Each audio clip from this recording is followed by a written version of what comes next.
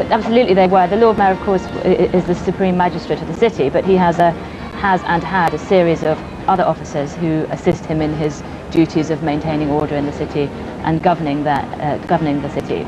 And we can see some of them with him here. There's the Lord Mayor in the coach, and there's a chap you can just see with a fur hat on there, who's the sword bearer of the city, and he's the one who'll give the sword to the Lord Mayor to present to the Queen. Of course, they claim, the city, that they make an extraordinary claim that they actually had a part in choosing the sovereign. They say they elected King Canute. Do you believe that? Well, I think that we can safely say that no English sovereign has ever been elected in any way that we would understand today. But certainly the city's support of anyone who was a pretender to the throne could be crucial in their actually taking the throne. So, I mean, I wouldn't call that election, but I suppose it depends on definition. Because, I mean, their financial support for the monarch was obviously of terrific significance if you couldn't keep the city with you. And there were rebellions that started in the city, weren't there, against the monarch? I mean, it has been a sort of hotbed of trouble from time to time. Absolutely, and I think that's why the city has this unprecedented level of power over its own government, is because the sovereign has allowed it to have that in order to be sure of its support. So what was the origin of this business that we're going to see this morning? There goes the mace, and the sword will be held by the Lord Mayor. What is the origin? There is the pearl sword, lovely pearl handle it has, one of 5 city swords. What's the origin of handing it to the sovereign as the sovereign arrives in the city? Well, the sword is the item that's emblematic of authority over the city. And of course there's a state sword which is carried before the Queen on state occasions.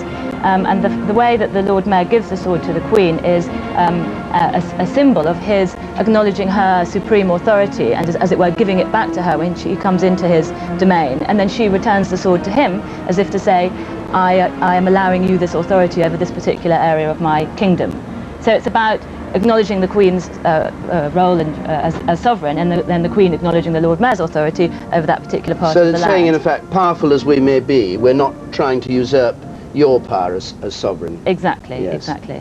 Yes. I've got Lars Tharp with me, by the way. You may recognise him from the Antique Roadshow. Thanks for coming here. And he has in front of him a wonderful array of things. And what we're going to be doing in a moment, I hope, is just looking at some of these and trying to decide which ones you should buy if you want the Antiques Roadshow in 100 years' time to say, your great-grandmother got a real bargain with that one. Anyway, we'll be doing that in a moment, but let's in the meantime join Wesley Kerr.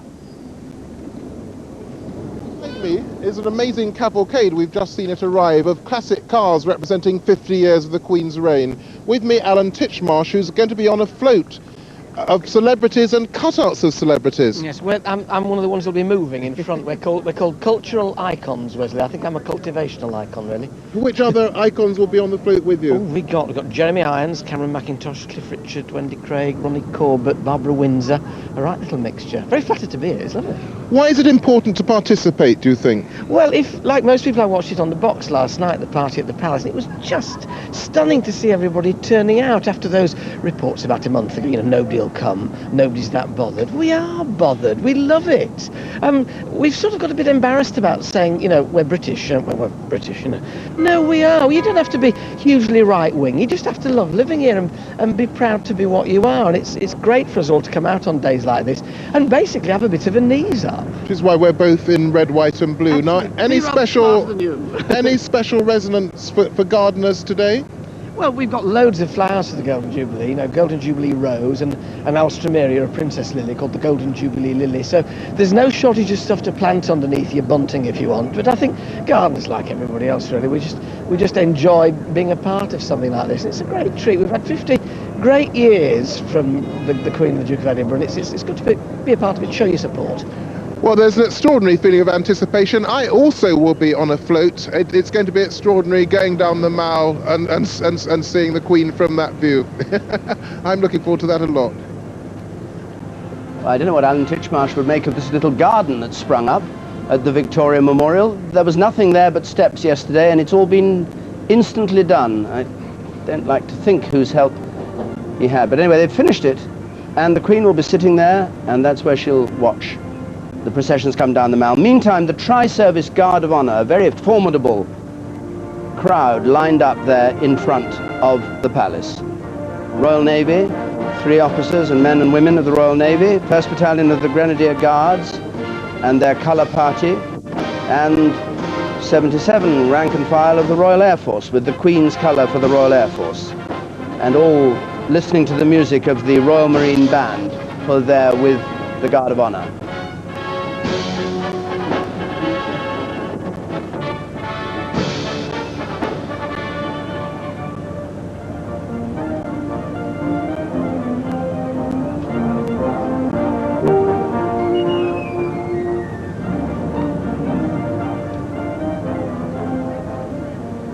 When I said we'd have a look at some of the things, every celebration brings out a lot of tat. I mean, I don't want to insult people, but I think this perhaps takes the biscuit, which is a sort of simulated queen attached to a little cup of tea.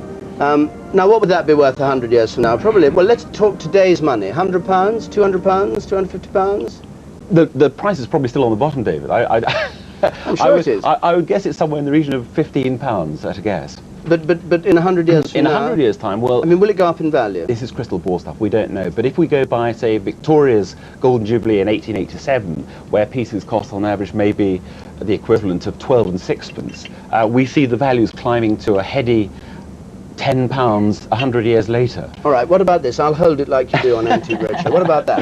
Rather fine teapot. Well, it is quite fine. I find it rather reserved and rather restrained. I don't honestly think that something that's so formal is likely to catch the eye of the collection of the future. But who knows where we're going to go? I don't think anybody would have predicted in 1887 or 1897 which pieces were going to be collectible. Pass those to Anna, because I think she might find those fetching. These are rather Give me wonderful. one so I can show it to the camera. I think they're my size, Anna, have a look. definitely. These are... Imperial State Crown shoes, by the look of it. They've got a Maltese cross, rather curiously. But anyway, these are... I don't know whether these are specially designed for... Well, that's the back of the crown. That's the royal crown, this isn't is well, it's the front of the crown. It's the the cross pate and the fleur de lis. But they're probably not genuine crown. rubies, I don't think. Really? Patrick Cox made by those. They look fabulous. Well, he's quite a famous name, isn't he? I mean, I'm not into stilettos, but quite literally. But let's have a look at the cushion. That's rather lovely. All right. Now these people still have from Queen Victoria's Jubilee, don't they? Well, if you've got something that's actually needlework used at a coronation, something that comes out of the abbey, then you're in big time commemoratives. But things which are mass-produced, and this looks as though it's machine woven, they can be produced relatively inexpensively. And I think that the secret is the more effort that goes into an object, the more likely it is to rise in value. Mass-produced items don't tend to catch the eye. But except the little mugs. Can you pass me that one? This one here? Yes, they're two different ones. Here's a kind of comic version of the Queen. They look like either lions or teddy bears, I'm not sure which. And here is the more formal Queen's mug with her dates. Now, which should people go for if they want their great-grandchildren to have a memorable object at the end of the day? Something which is quirky, something which is entertaining, something which is handmade. Now, both of those pieces are done by a process called litho printing, which means that you can literally run off hundreds of thousands of them. I would tend to ignore things that are advertising themselves as limited editions, because that's just a hard sell. And above all, go for something that you actually like or find amusing. I mean, you can be a Republican and collect these things. Many do. And there's a lovely sort of sense of humour and memory attached to these things. You've met people who've got their houses absolutely full of royal objects, haven't you? I have indeed, yes. There's one particular lady, Margaret, who has a fantastic collection. She has, I think, 8,000 pieces, largely celebrating Queen Elizabeth II. And that was an amazing collection. Amazing. I have one old tin tray left from Queen Victoria's Jubilee, which got, there's Japan tin trays. Yes. And it got completely bashed in the garden shed, I'm afraid to say. Was it bashed by somebody famous? I'll bring it to you and ask you for a valuation. Of course, there are other things. I mean, there are pictures of these events, which I suppose are worth a lot more. I mean, we see some of them in Guildhall. There's somebody there actually creating their own watercolour. Now, that's nice. That's rather good, and I would say that is a one-off. It's always going to be the one-off pieces which are going to rise in value. What's next? Good, lovely. Well, thank you very much. I think we should have a little auction for these. So, the rain's still holding off here in central London. As you can see, the clouds a bit sort of looking a bit gloomy, but it hasn't actually rained, which is terrific.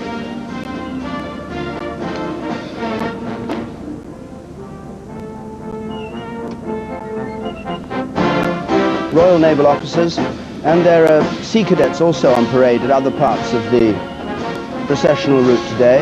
Royal Standard flying. There was a moment last night when we thought it might catch fire with the fireworks, but they were carefully placed so that it didn't. Grenadier Guards.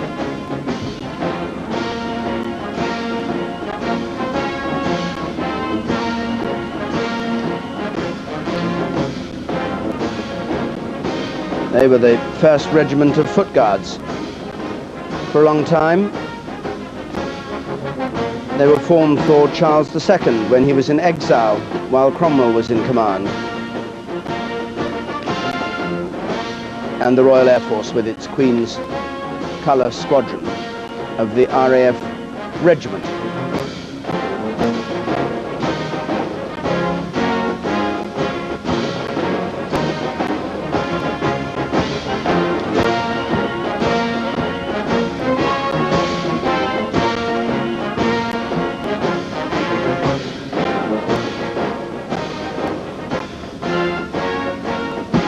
Some children are brought here who probably won't themselves remember, but you've all met people who say, I was at this event or that, George V's, even Queen Victoria's Diamond Jubilee. And these children, the younger of them, even if they don't remember it, will be able to say, years from now, well, I was there on that 50th Jubilee.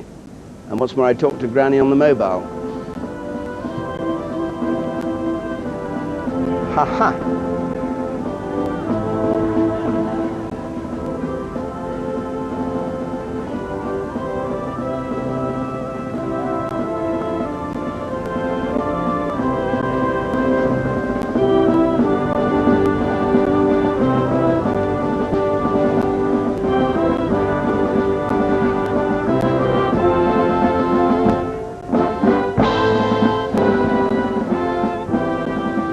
Well, those crowds waiting there, and meantime inside St. Paul's,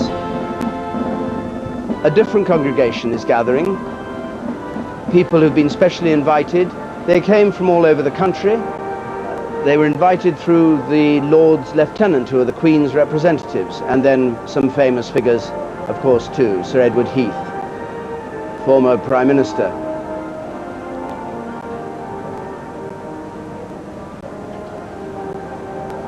And the city worthies in their robes with the fur.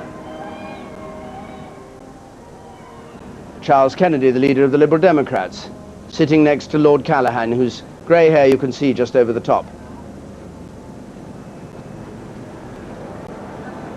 Actually, I think not Lord Callaghan. It might be. It's rather difficult to tell. He looked very like him, but he seemed to be wearing a gold chain around his neck.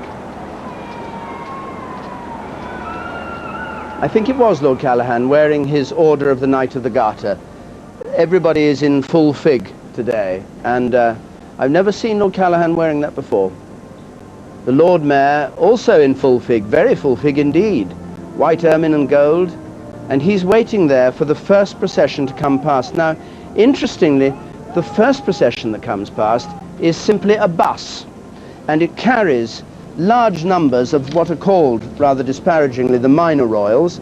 That's to say, they range from cousins and nephews and nieces and even cousins once removed, and various other members of the royal family or the people around them, including the private secretary, I think, to the Prince of Wales.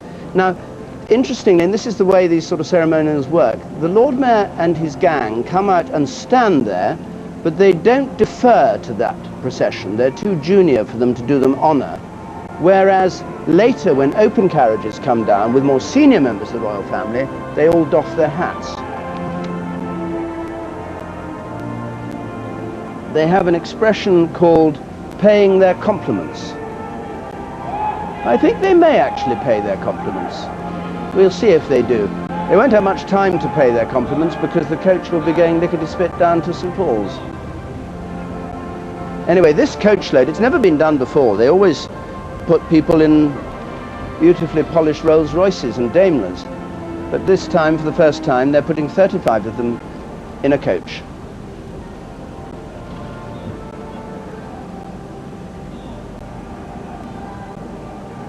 Well, we don't. The car went past really then, and we saw them. They're paying their compliments. They took their hat off. I think anything that moves, actually, they'll be wise to take their hats off.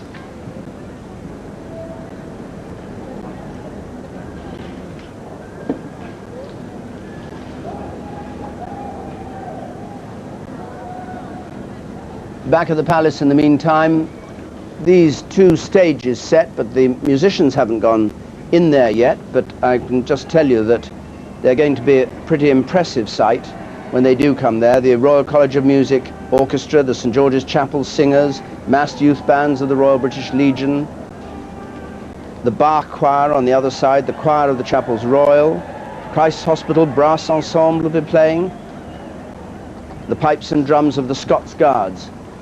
And apart from playing Zadok the priest there, they'll be playing other songs, well-known, popular songs, not pompous music. Here's a Health Unto Her Majesty, Men of Harlech, the Londonderry Air, The Road to the Isles, the British Grenadiers. And later on, as she leaves Temple Bar, Oranges and Lemons, the bells of St Clement Danes ring out. Don't Dilly-Dally, Down at the Old Bull and Bush, My Old Dutch, you name it. It's all there. Hello, hello, who's your lady friend, even? And maybe it's because I'm a Londoner.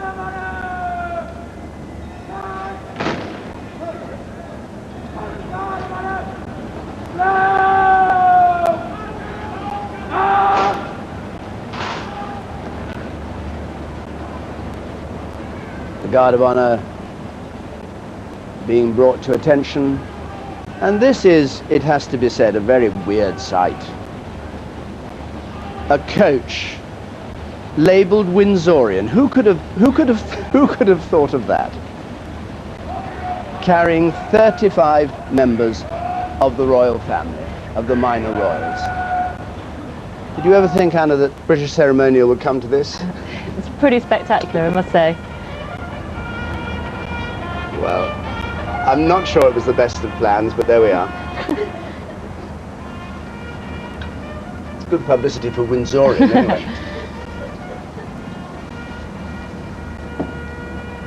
Changed its name from Battenberg. Well, maybe 50 years from now, if they stop using horses, we'll be describing in loving detail these coaches. And this is the Windsorian coach with its 2 wheels at the front and 4 at the back, double-wheeled under the big diesel engine. It's been used since it was first used in 2002 for the Queen's 50th jubilee. Lovingly kept at the Royal Mews, windows polished, and the royal emblems. No, well, I better not go on in that vein.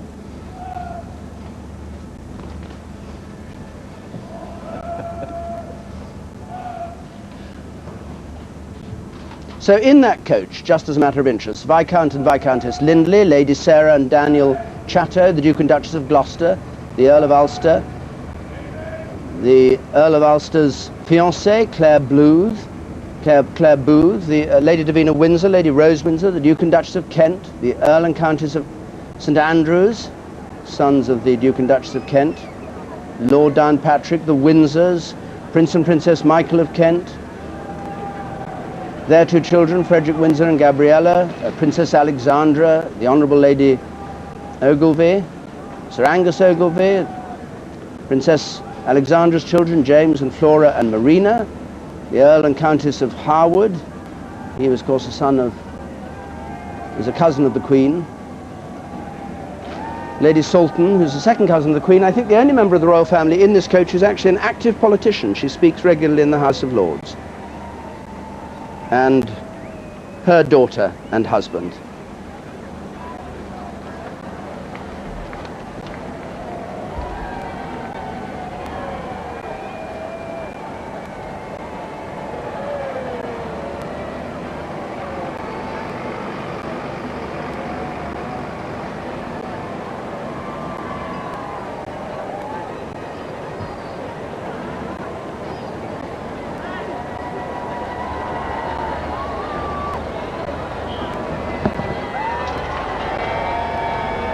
On the steps of St Paul's, a small procession of the Speaker of the House of Commons, Michael Martin, coming up the steps.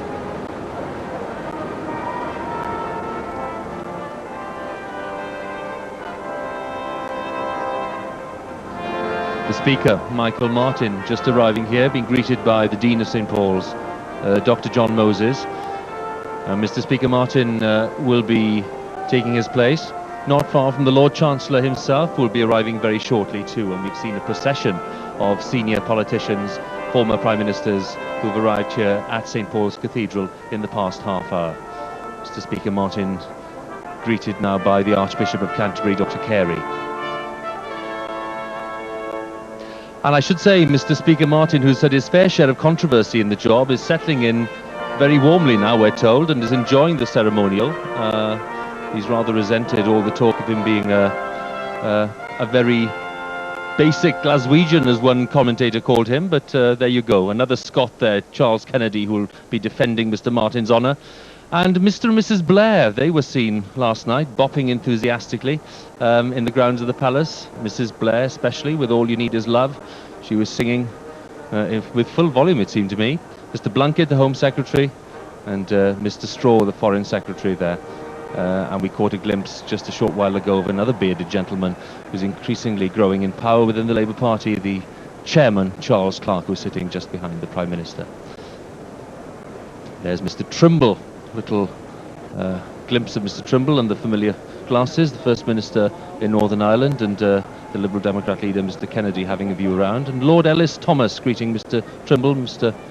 David Ellis Thomas, as he was, who's now the President of the National Assembly of Wales.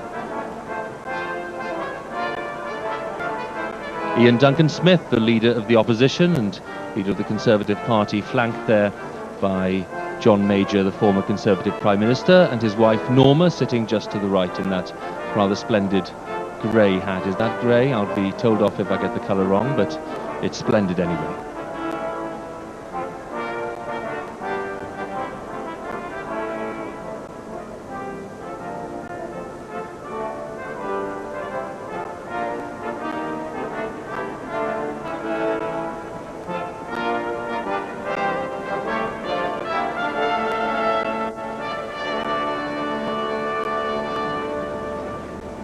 Boys of the Chapels Royal now moving into position, and they of course will be playing an immensely important role, led by organist John Scott here at St Paul's during the ceremony itself. The first of the carriage processions is lining up here at Buckingham Palace, led by an advance guard of the Blues and Royals, the first division of the Captain's Escort of the Household Cavalry. Beautifully polished, red plumes, dark blue uniforms. And this first carriage procession will take Prince William of Wales, Prince Harry, the Duke of York, Princess Beatrice, Princess Eugenie of York. The second carriage, the Earl and Countess of Wessex. And then the Princess Royal's children, Peter Phillips and Zara Phillips, and her husband, Commander Lawrence III.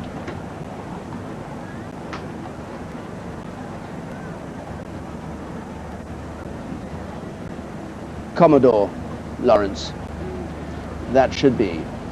And they will be travelling in what are called semi-state landauls. These are open landauls, postilion carriages, teams of 4 bay horses each drawing them.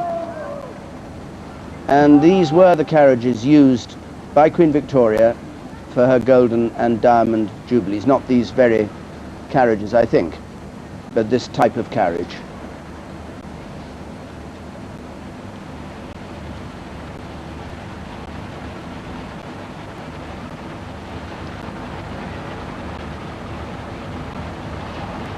So the first coach coming through on the gravel of the inner courtyard of Buckingham Palace.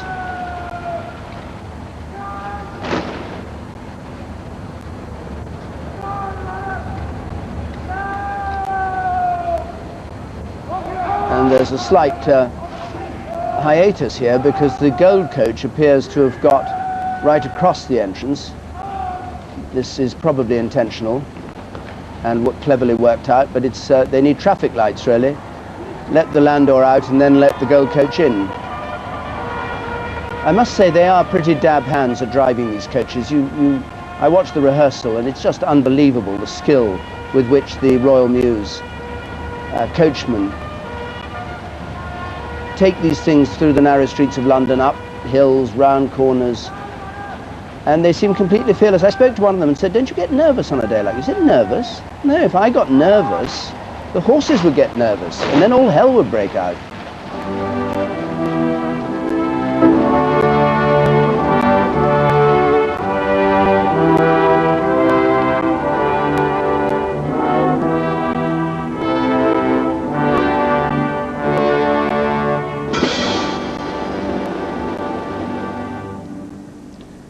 A short version of the national anthem, and in the first carriage then Prince William of Wales, Prince Harry,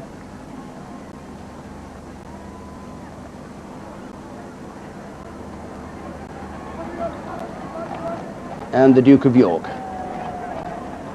commander's uniform of the Royal Navy. It was, of course,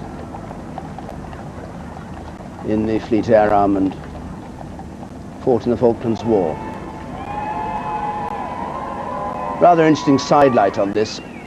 Prince William apparently says that they never tell them in advance too much of what's going to happen, so that it should be a surprise. The Earl and Countess of Wessex waving there. The Countess of Wessex frequently seen now waving. She's given up her business responsibilities and turned into a fully fledged member of the royal family, and gives a hearty wave when she appears in public.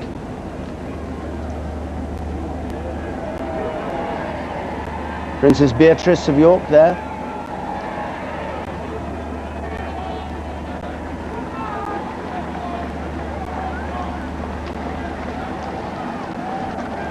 Earl and Countess of Wessex, and Eugenie of York is travelling with them.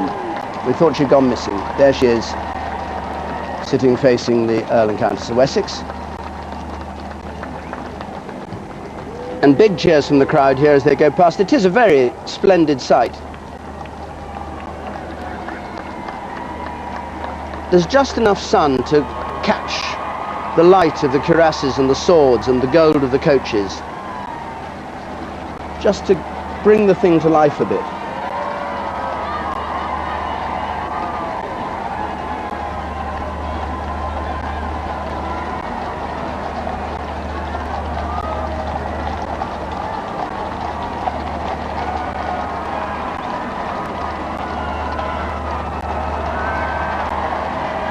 Their escort is a captain's escort with a standard and a standard coverer, protects the person holding the standard, and a trumpeter, and a farrier behind with the silver axe, whose duties with that axe I will not at this stage go into.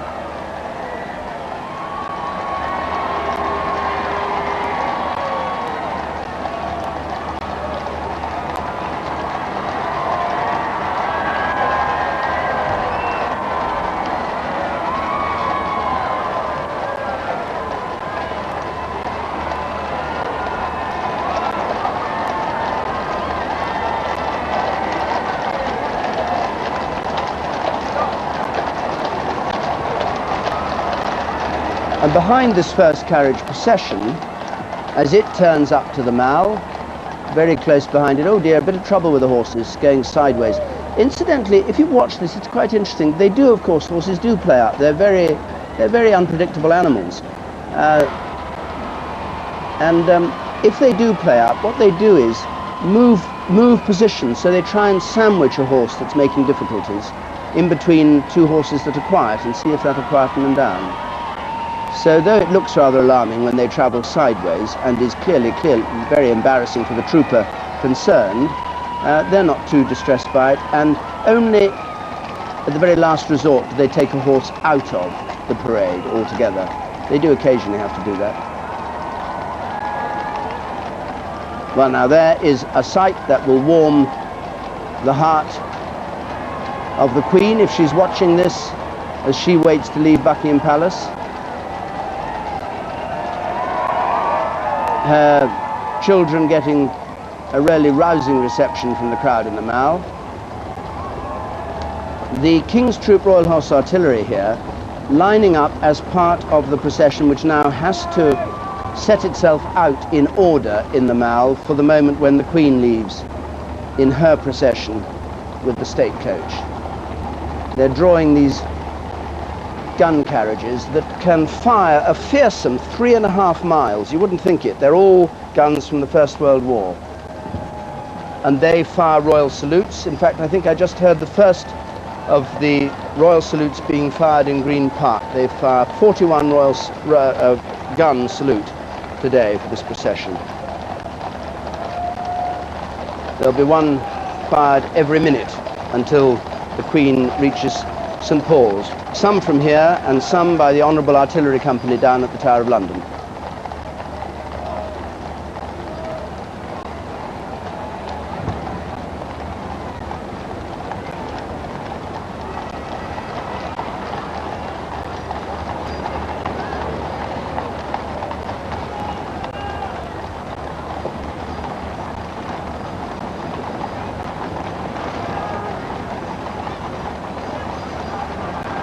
The eight Windsor Greys that draw the Gold State coach.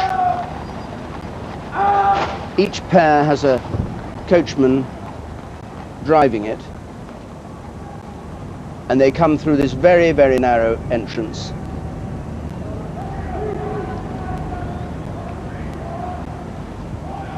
And out into the forecourt.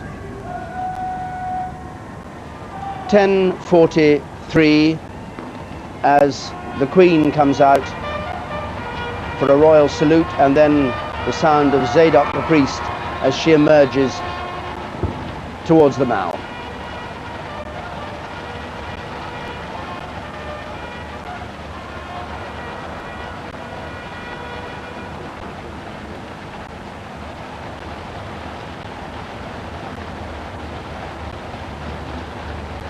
The Queen this morning dressed in pale blue. She wore pink, as we saw a little while ago, for the Silver Jubilee, and blue for the Golden.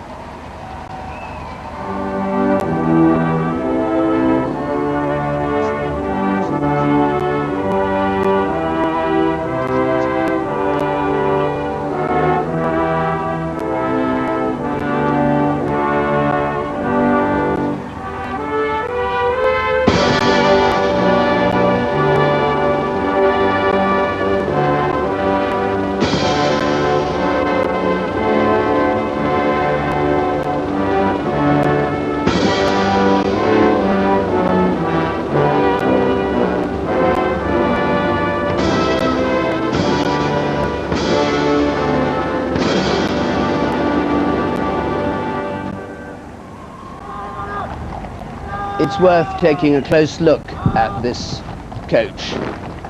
It was built to symbolize the victories of Great Britain in the 7 Years' War, which had just ended. So it's full of symbols of victory.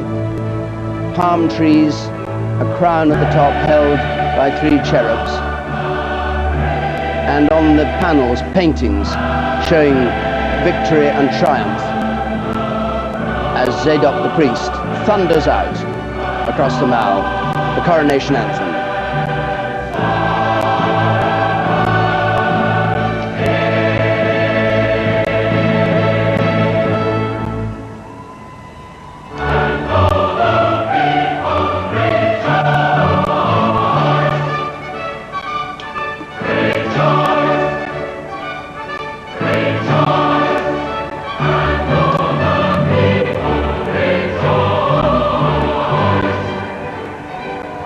Praise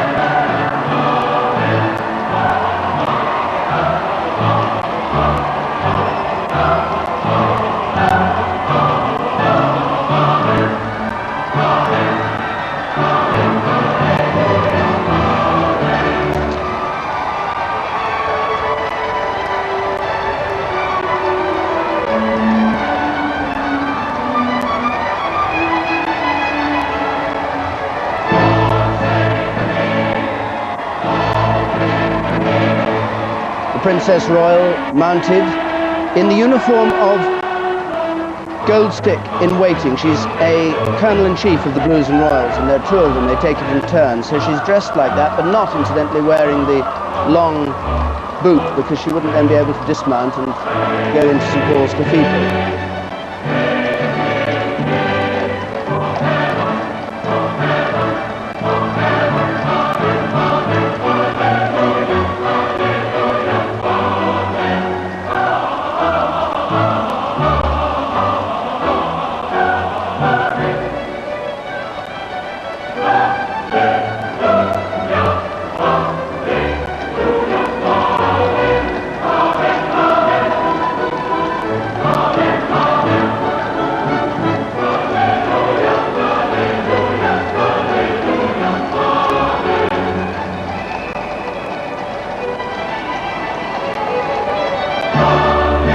First division of the Sovereign's escort, found by the lifeguards leading the coach, and in front of them, the way out of shot now, the King's Troop of the Royal Horse Artillery, and at the very front, the mounted bands of the Household Cavalry, which we'll see later on. So it is a long procession here, and behind the state coach, after the Prince of Wales and the Princess Royal, there are various members of the household, and then another standard party, the Sovereign Standard of the Blues and Royals, being carried, and the 3rd and 4th divisions of the Sovereign's escort, and then 2 more gun detachments. So it's a great procession that people are seeing here.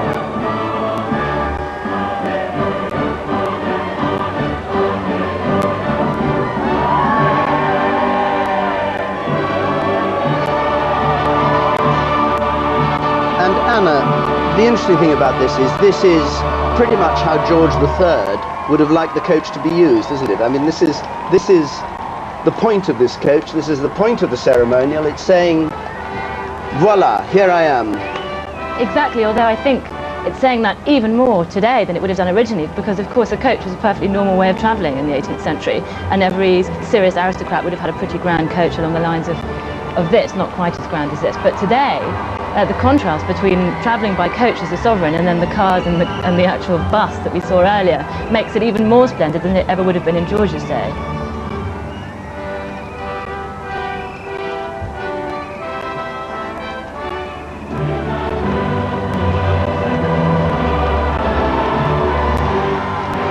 The Prince of Wales, who spoke touchingly about his mother late last night after the pop concert, beginning Majesty and then pausing Mummy, and talking about what she'd done for the country and how the family felt grateful to her and to his father for the work they'd put in the 50 years.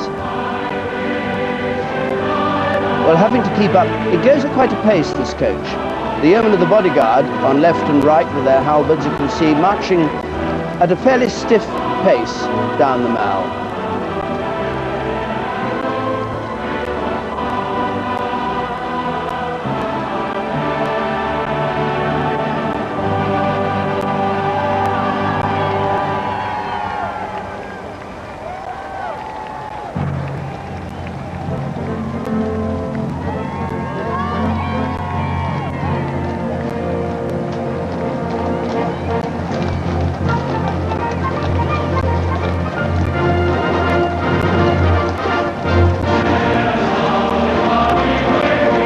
The yeomen of the guard, 4 of them walking alongside the gold state coach, and they are the oldest of the royal bodyguards. They were created by Henry VII after the Battle of Bosworth.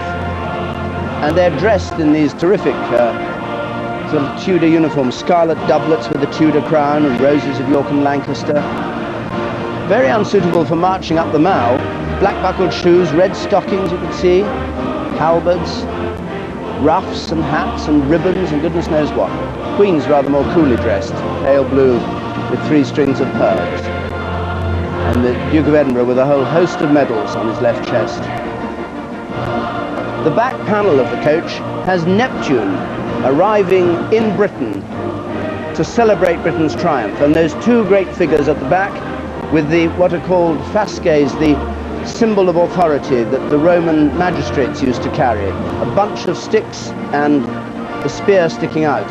And they're half man and half dolphin. You can't see the dolphin's tails, which twirl in underneath the coach.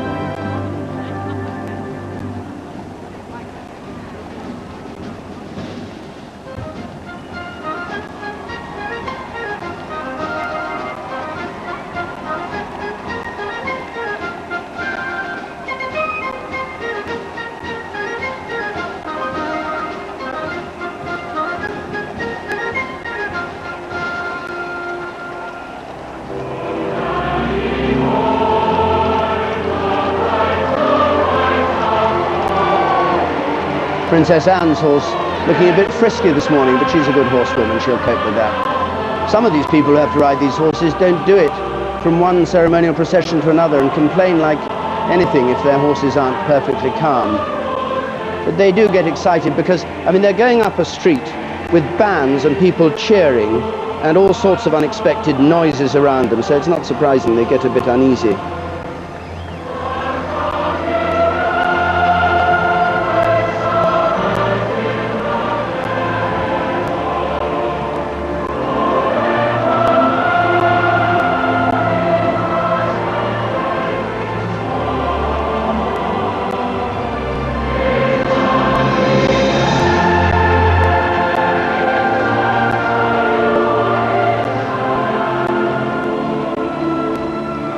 The coach now coming to the top of the mall and approaching Admiralty Arch.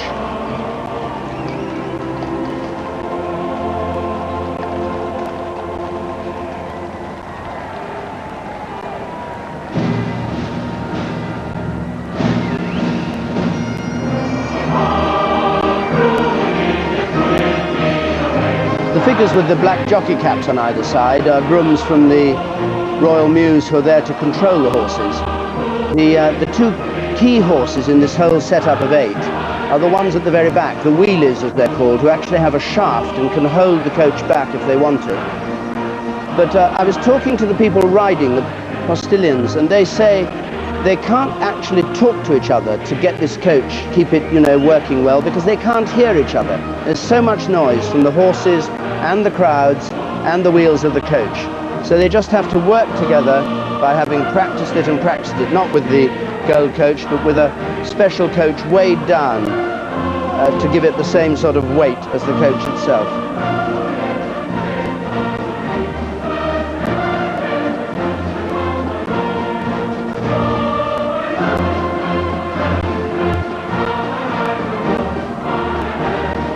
They pass through Admiralty Arch now and out into Trafalgar Square. And think of the sights Trafalgar Square has seen in the past 50 years. This is where the great protests were held. This is where the anti-apartheid movement demonstrated.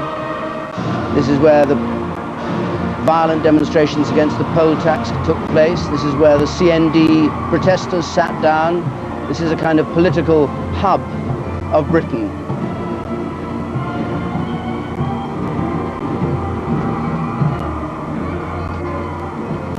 Nelson on top his pillar and the site of the National Gallery. It was one of those areas of London that's never been quite finished. Indeed, there's a plinth with no statue on it, still waiting for a statue. Now, huge crowds here running down Whitehall there. You can see Big Ben in the distance behind the coach.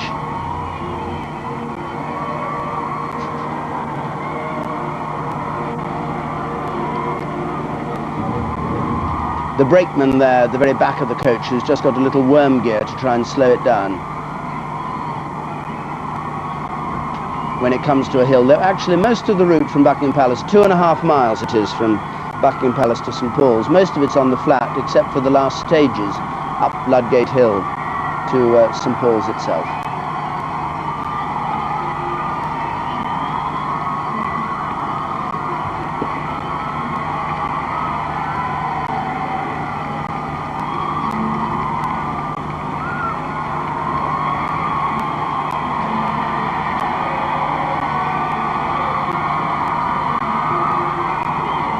I'm told that the police estimate at the moment of the crowds gathered here on these narrow streets to watch the procession is 100,000 people and rising. And yesterday they said there were 1 million here. for the concert, the pop concert, and for the fireworks.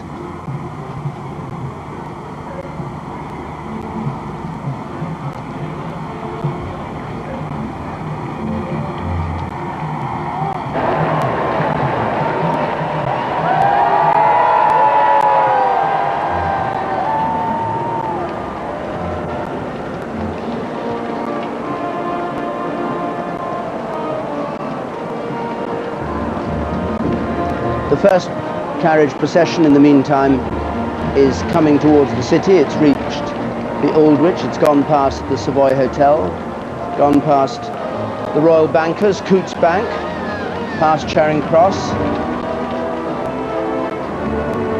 and coming up towards Temple Bar.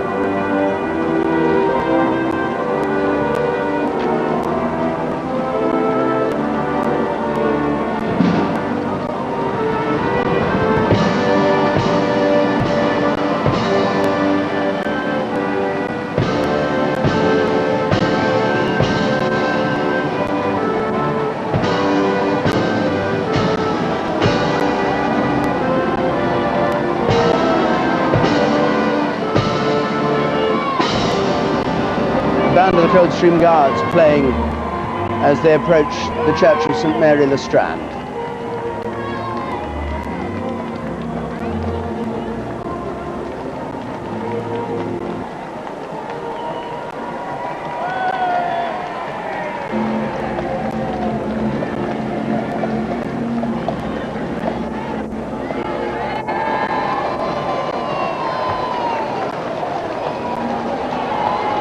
They come past Somerset House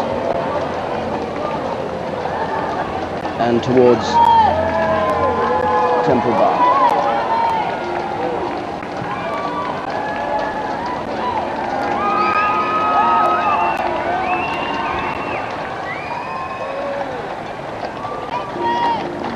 Church of St Mary le Strand. This was one of the ones that the Duke of Somerset pulled down when he built his palace.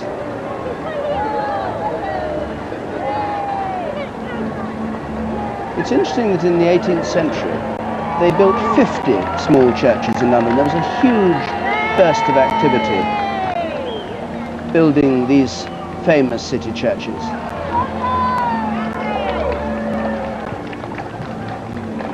They've also gone past quite an interesting church, which is the Savoy, down behind the Savoy Hotel, which is the Queen's Chapel of the Savoy, one of the oldest areas. It was in the Duchy of Lancaster, and hidden away there behind the hotel is this little church where Geoffrey Chaucer used to worship. Well worth a visit. Royal carriage, in the meanwhile, is travelling down the Strand towards Temple Bar. I think the Strand is a slightly disappointing street these days. It seems to have sort of been taken over by, I don't know, banks and coffee shops and that kind of thing. And when you think this used to be in the Middle Ages, this was the great route. This was where the tradesmen came, this is where the merchants were. It was throbbing with life. And it's almost been anaesthetized in recent years, in recent developments.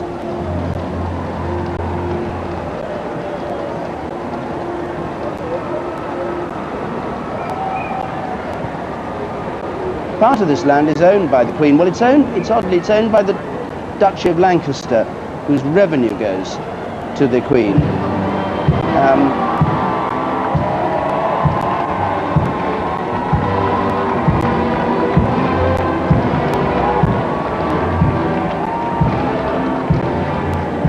The government minister actually runs the Duchy of Lancaster. They do have quite a bit of land in this area, and of course in Lancashire.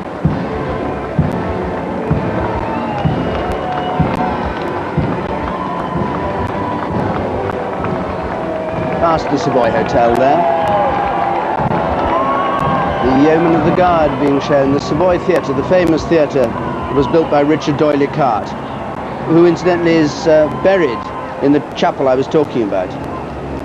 The famous for Gilbert and Sullivan was destroyed by fire, rebuilt.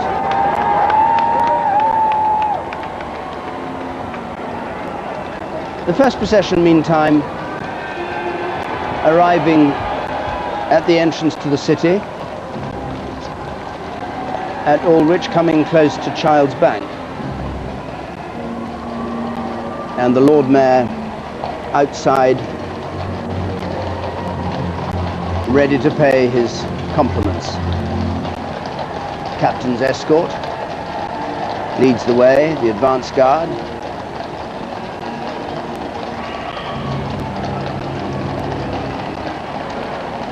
And there the Lord Mayor and the sword bearer and the sheriffs and the remembrancer who has to remember everything and all the deals that are done. In the old days used to keep a book full of contracts that have been arranged.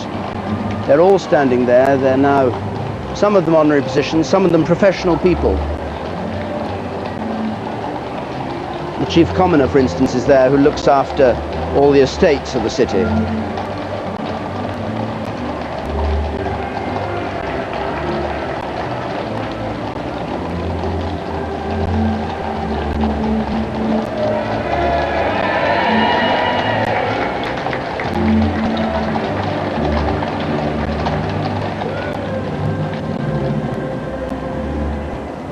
And some way behind them, the gold coach, coming the same route. And when the Queen and the Duke of Edinburgh arrive at Temple Bar, the coach will come to a halt for 4 or 5 minutes while this ceremonial takes place. And then the Lord Mayor gets into his carriage and goes ahead of her and leads her to St. Paul's. Somerset House again, another place well worth a visit now.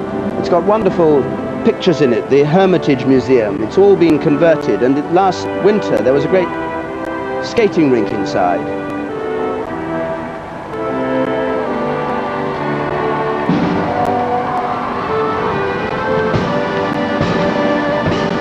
Another national anthem being paid, but she doesn't have national anthems all the way, because when she gets to Temple Bar and into the city herself, she'll have a special fanfare, which I'll tell you about in a moment. Watch that coach wobbling. William IV, the sailor king, said it was like travelling in a rough sea in a ship. George V said it was, no, Queen Victoria said it was a pretty horrible thing to go in. I think it's rather brave of the Queen to travel in it at all. She's not a good sailor. And if you watch it, you'll see it sways and bucks and rolls, and that's despite the fact it's had special springs fitted to try and dampen down the movement. I must say, 2.5 miles rocking and rolling, a far cry from last night's rocking and rolling, and ending up having to get out. You see it sort of wobbles as it goes along. Very disconcerting.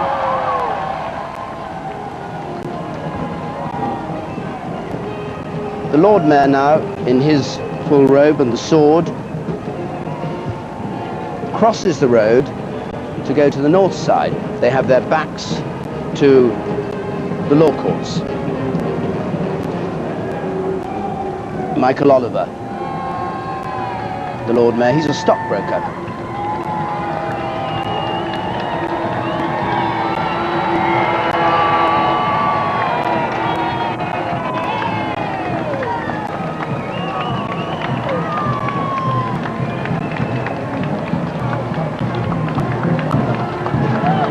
Now, Anna Kay, just before we get to the ceremony, just tell us a bit about the relationship between city and monarch and the significance of what we're going to see. Well, it has been a very close and sometimes very fraught relationship in the past. Essentially, the City of London, as it is today, has always been tremendously powerful, and it has been a part of the history of these two institutions, the city and the monarchy, that they have had to stick together on occasion in order to secure one another's power, which is why the city's been given these very unusual privileges of having this mayor very early on, having authority over its own lands. And this has led to this very close relationship of shared power, in a sense. Young Prince William getting a big welcome. He has a sort of fan club going now. Prince of Wales' eldest son. Very popular figure at the pop concert last night. No, but the city, which the Queen is now approaching, the city's also taken sides, hasn't it? Queen Caroline, for instance, they gave a welcome to when the king wanted her cast aside. Yeah, this was an amazing instance when Queen Caroline, who was estranged from the King George IV, came back to England in 1820, and Parliament actually had a bill against her, accusing her of adultery. The King was trying to get a divorce, and the City of London, totally against the wishes of the King, gave her the most enormous welcome when she arrived, and when she went to give thanks at St Paul's, performed this ceremony with the sword, which was a very, very strong message of their support, not for the King, but for his consort. So it could still be very political even in the 19th century. It's got a grisly history as well, because Temple Bar has had traitors stuck, their heads decapitated, stuck on pikes, hasn't it? Yeah, like London Bridge, it was one of the places where people who'd been executed for treason, their heads were displayed, for, like the Rye House plotters, for example, who were executed in 1683, their heads were put on spikes on the bar. So you'd see it as you went into the city, a pretty strong message about behaving yourself.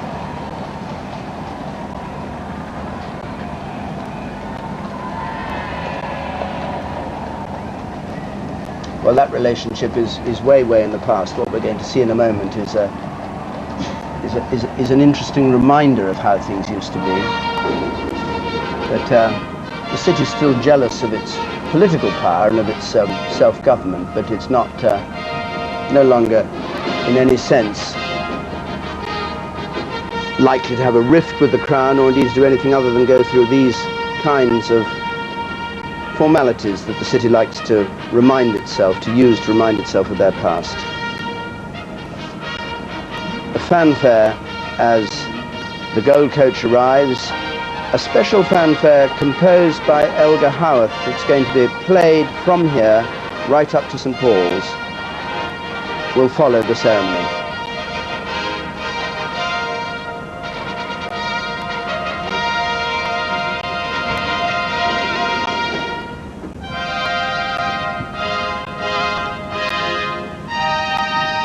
The door of the coach has been opened now.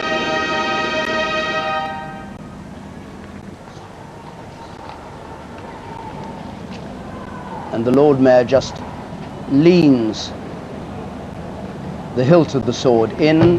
The Queen simply touches it and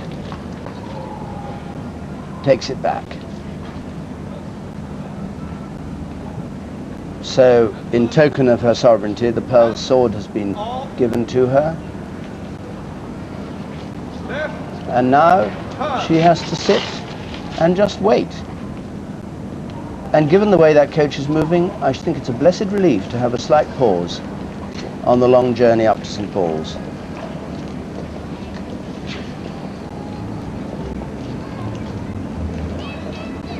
And the reason for this delay is very simple. The Lord Mayor's procession has to now go ahead of the Queen, go into their carriages or mount their horses, as the case may be, and lead her up to St Paul's. It's rather curious, Anna, because of the way that ceremonial works. Normally, the one person never kept waiting for anything is the Queen.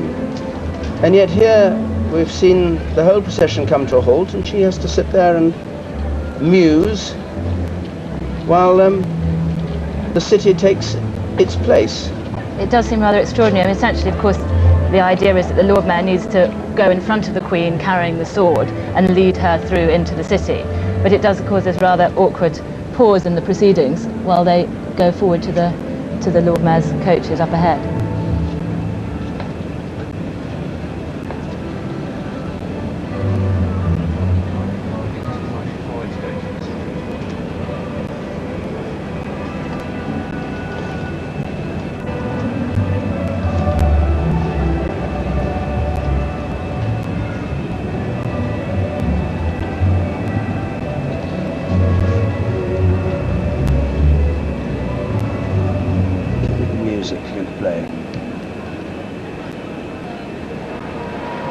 At St Paul's Cathedral, the Guard of Honour waiting.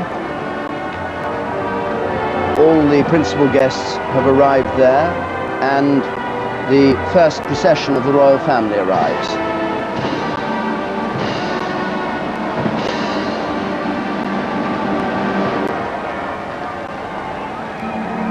There's a different Guard of Honour here at St Paul's. It's the Honourable Artillery Company. the oldest regiment in the British Army, established under Henry VIII, but it's now a territorial army regiment. Actually, in warfare, does rather dangerous work of going behind the lines and finding targets. But it also has full-scale ceremonial duties here in the City of London, and it will be firing 61 gun salute, a 61 gun salute from the Tower of London.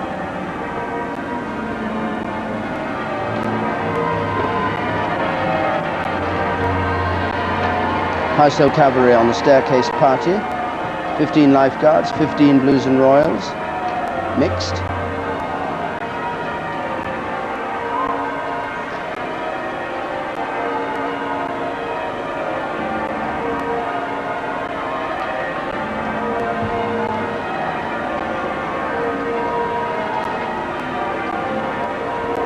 The Dean and members of the chapter, we saw John Moses talking to Hugh Williams earlier, greets this group of the more senior members of the royal family as they arrive here in St. Paul's.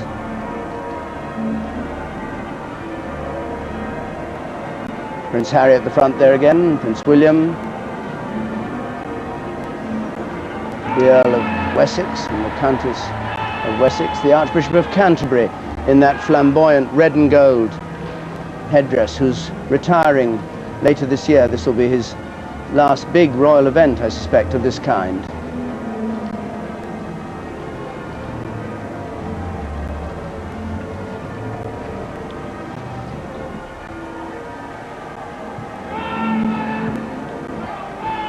Meantime, the Queen is still sitting patiently at Temple Bar, while the rest of her family turn up at St. Paul's, waiting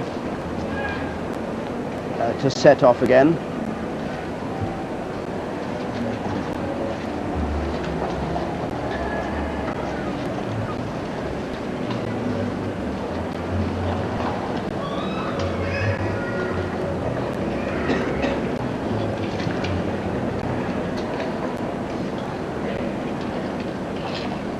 Inside St. Paul's, in the meantime, there's a cluster of members of the royal family down there by the west door on the black and white marble, just standing, waiting.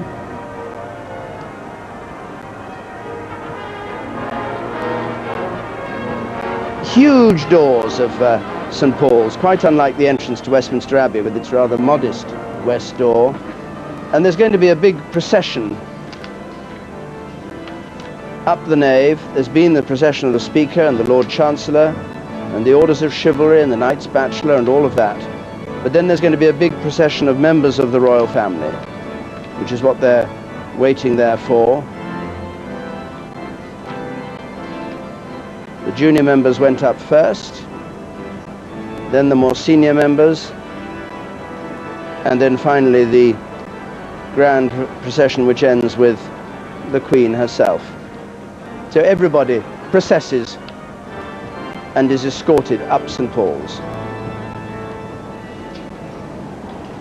Back at Temple Bar, horses standing patiently in their full state harness, Moroccan leather harness, and then just at the moment when we were told they would move off, they move off. So this has been impeccably timed. It didn't go quite so well at rehearsal. They had to change the pace a bit. And now this fanfare starts.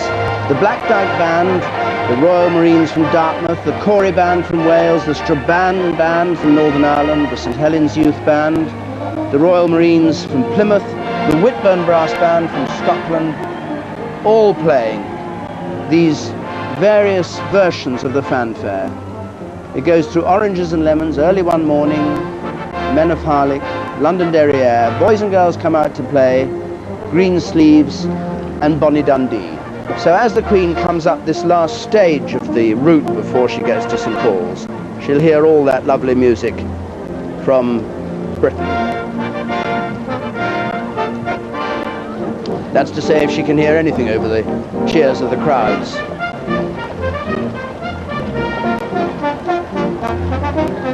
There's Oranges and Lemons.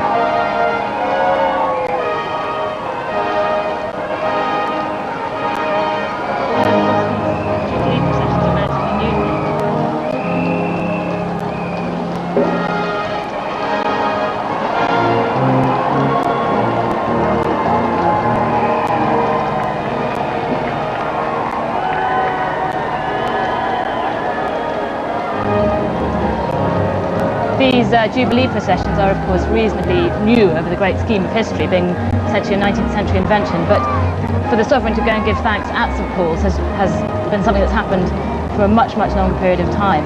Henry V gave thanks at St Paul's after the success at Agincourt. Elizabeth I famously came after the Armada was defeated, performed exactly the same ceremony with the sword at Temple Bar, and then gave thanks in St Paul's Cathedral.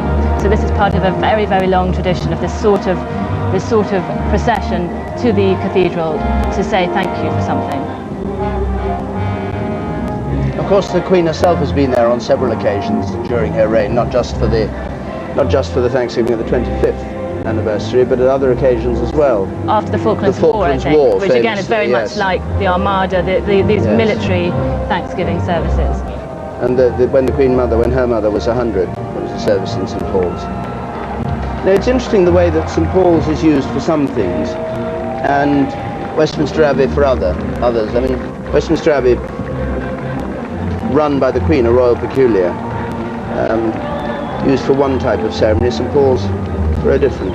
And of course, Queen Victoria's Golden Jubilee didn't go to St Paul's, her procession. She gave thanks in Westminster Abbey. So it's quite an interesting reintroduction of St Paul's into these sorts of events, that then the Diamond Jubilee service was there, and then that has set the form for all subsequent ones. Mind you, if every time the Queen goes to the city she has to go through all this, you'd think it would rather discourage her, particularly the delay at Temple Bar. The undignified hanging back, yeah. The next procession to arrive at St Paul's is what we can properly call almost the front of the Queen's procession, which is the Lord Mayor arriving, and he now stands on the steps, holds the sword. There he is with the feathered tricorn hat behind. His regalia goes out in front, but he will hold the pearl sword and will precede the Queen up the steps and into the cathedral. Details the mace. The mace you can see being carried there by the Sergeant at Arms or Common Crier, and that's a very beautiful 18th century mace, like the ones that are in the Tower of London and which you see on the table in the House of Commons. And then you have the sword bearer with the fur hat there, in which he keeps the seal of the City of London.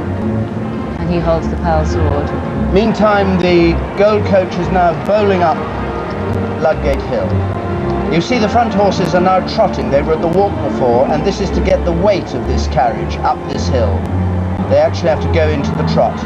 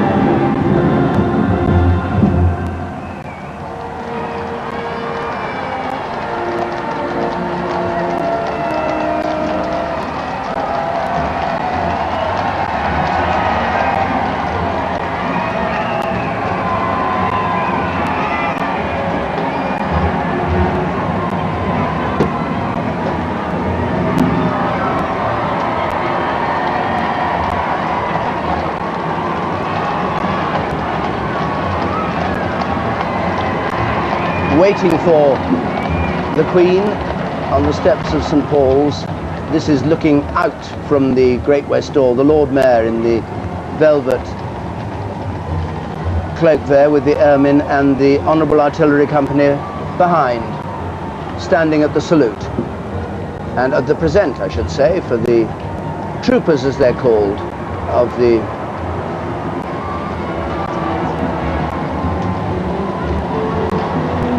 Honourable Artillery Company. Not far to go now before this gold coach, and the yeomen of the bodyguard left and right still doing well, keeping up a good pace there.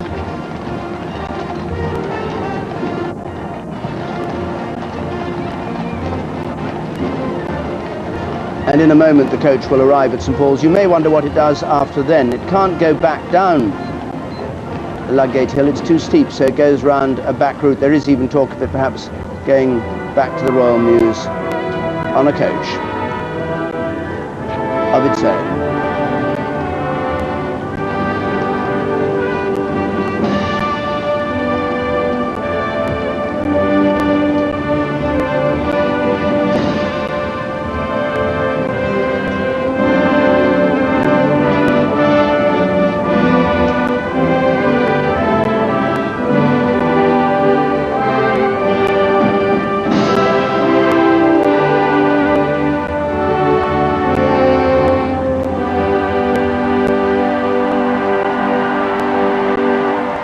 Coach comes to a halt, draws up precisely where it should on the steps of St Paul's. And there, for the service in St Paul's, we join Hugh Edwards. This is the day, according to the Dean of St Paul's, when the entire nation goes to church, and I must say, it does feel like that. Gold stagecoach therefore in place, the exact spot that Queen Victoria's coach stopped for her Diamond Jubilee, as we mentioned, back in 1897. And there we can see the Lord Mayor bearing the pearl sword, the great symbol of the city's independence, ready to lead the Queen up the steps to the Great West Door, flanked by a company of heralds from the College of Arms.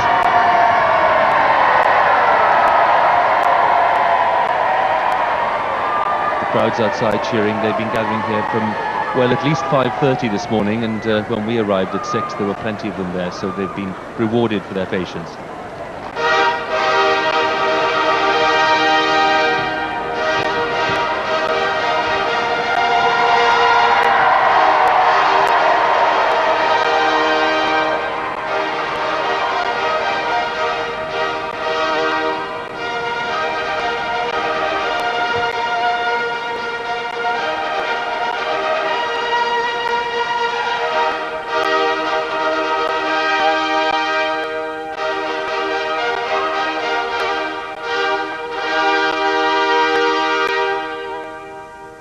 High above the Great West Door, the state trumpeters of the Household Cavalry announced the arrival of Her Majesty.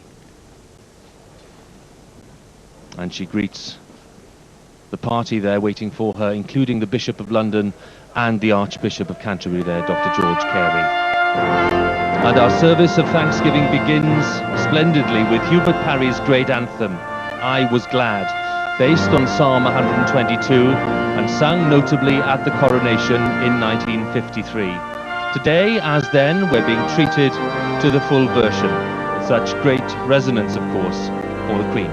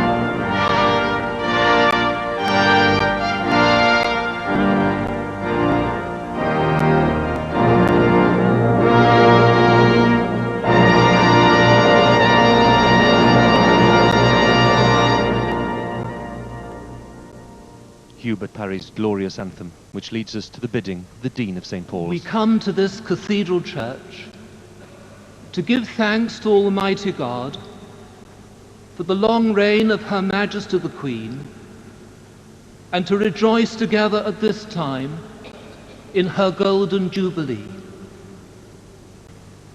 We come from all parts of this realm and commonwealth of nations to celebrate our traditions of faith, of liberty, of law, of government, of public service, of compassion.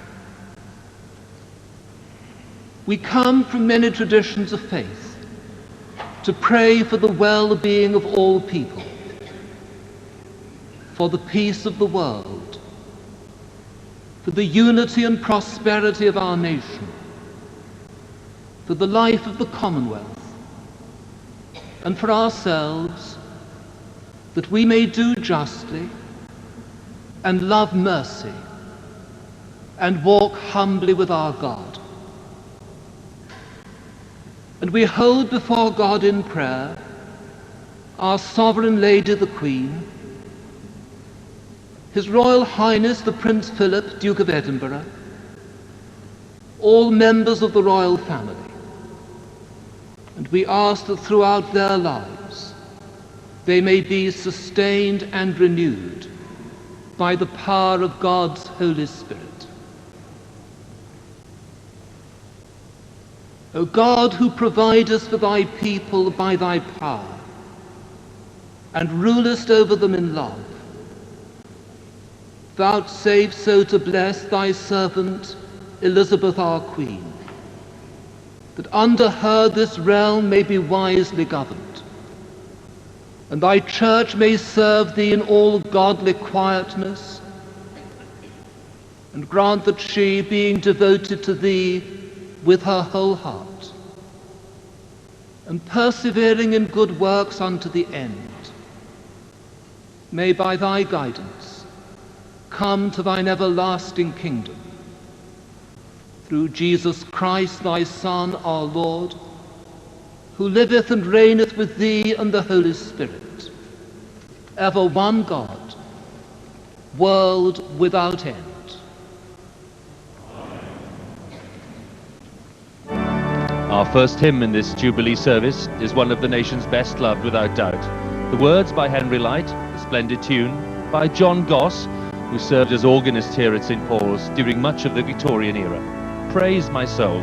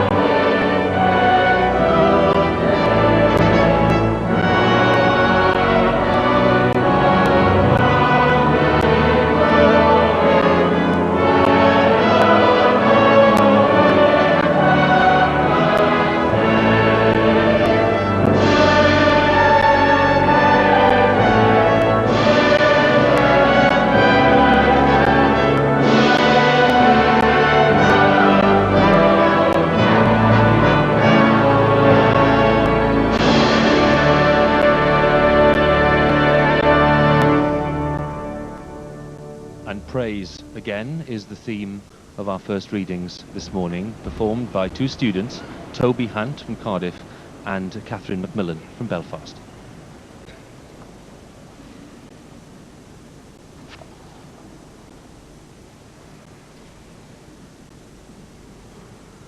Thine, O Lord, is the greatness and the power and the glory and the victory and the majesty.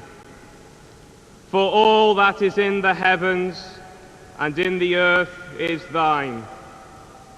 Thine is the kingdom, O Lord, and thou art exalted as head above all. Both riches and honour come from thee, and thou rulest over all.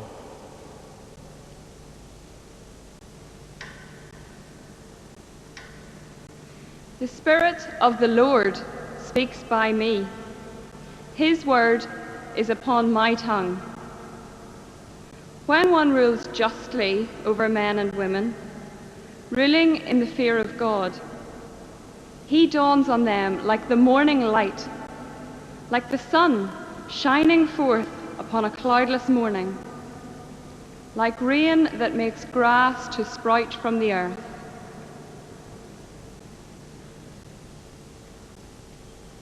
I urge that supplications, prayers, intercessions, and thanksgivings be made for all people, for sovereigns and all who are in high positions, that we may lead a quiet and peaceable life, godly and respectful in every way.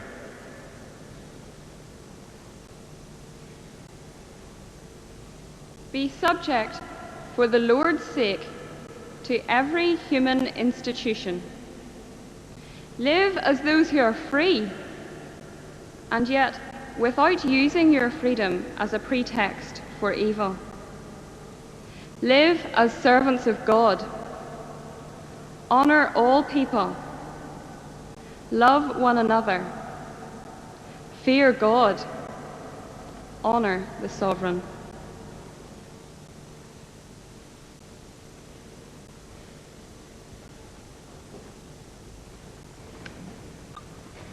Which brings us to the first of two pieces of music composed especially for this service. John Rutter has set the words of Psalm 150 to a new arrangement. And by the way, keep a lookout for the three soloists high up in the dome in the Whispering Gallery.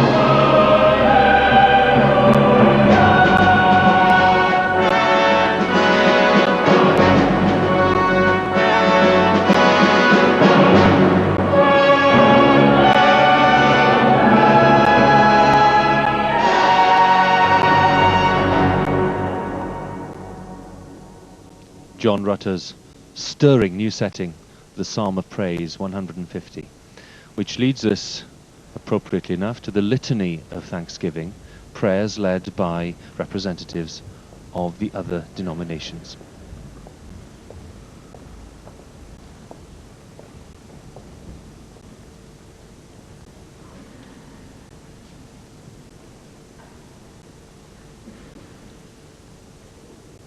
As we call to mind the life of our nation and Commonwealth, we give thanks to God in faith and trust. For the gift of the Christian faith, which has nurtured and enriched our nation through many centuries, let us bless the Lord. The gift of many traditions of faith, and for all whose devotion has sustained and renewed our people, let us bless the Lord.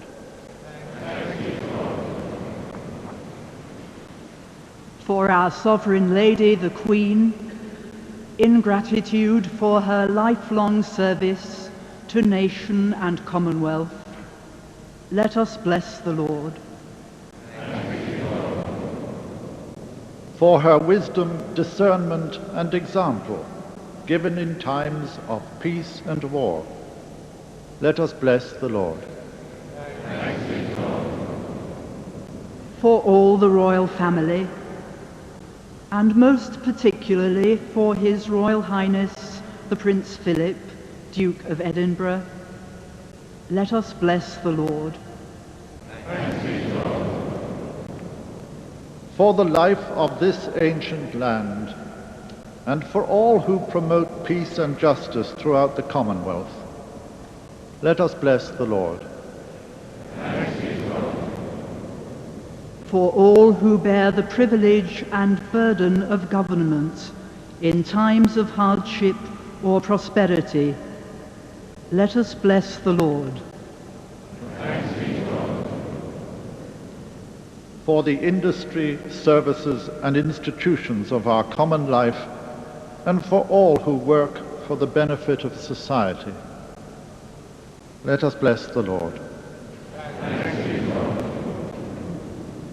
For our own lives, always giving thanks for those who have gone before us, that we might go forward with confidence and hope, let us bless the Lord.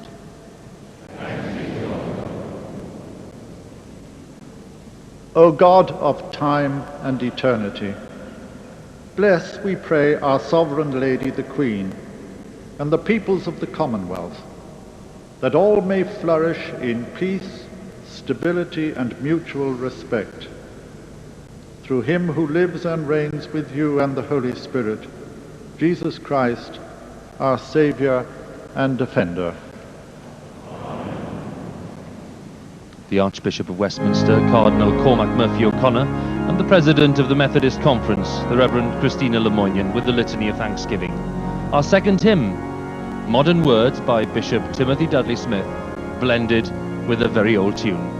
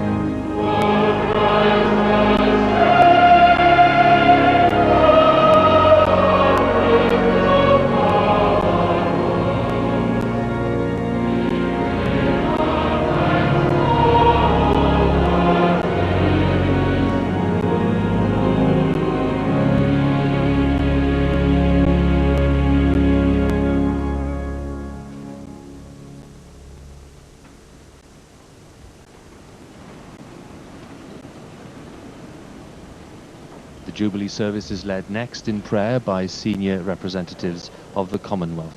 Prayers for patience, courage and resolve. We come as peoples of this nation and Commonwealth, offering to God our prayers for all that is to be.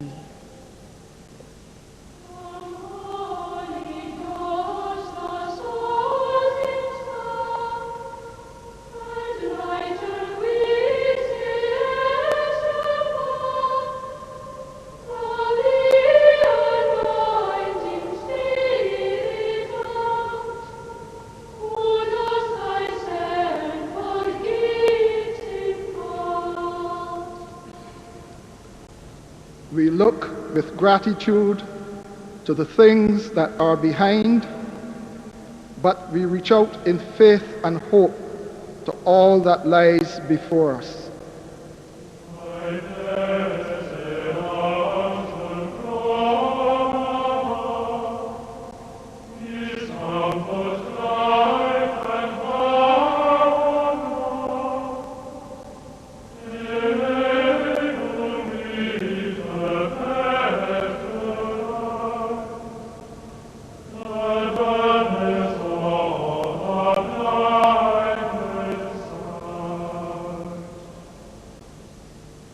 We ask for all God's children a renewed vision, a lifetime service in love, imagination, patience, courage, and resolve.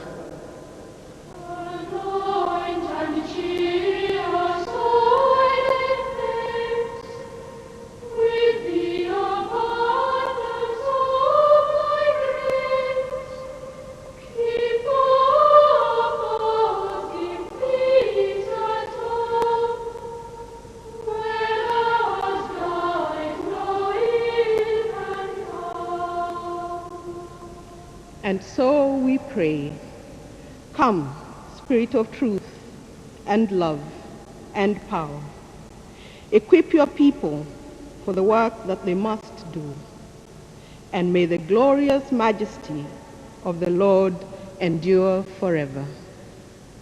Teach us to know the Father, Son, and be of those who lead us wrong,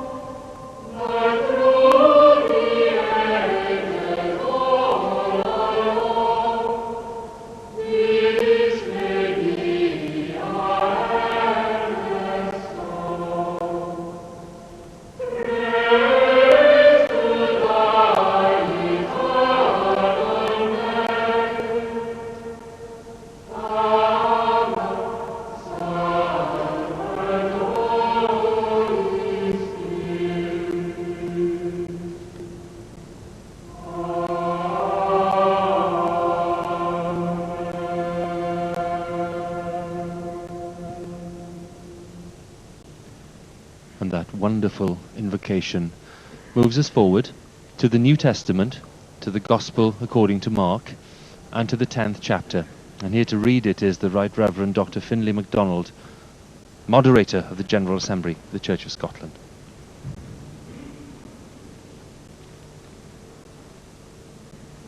A reading from the Gospel of St. Mark.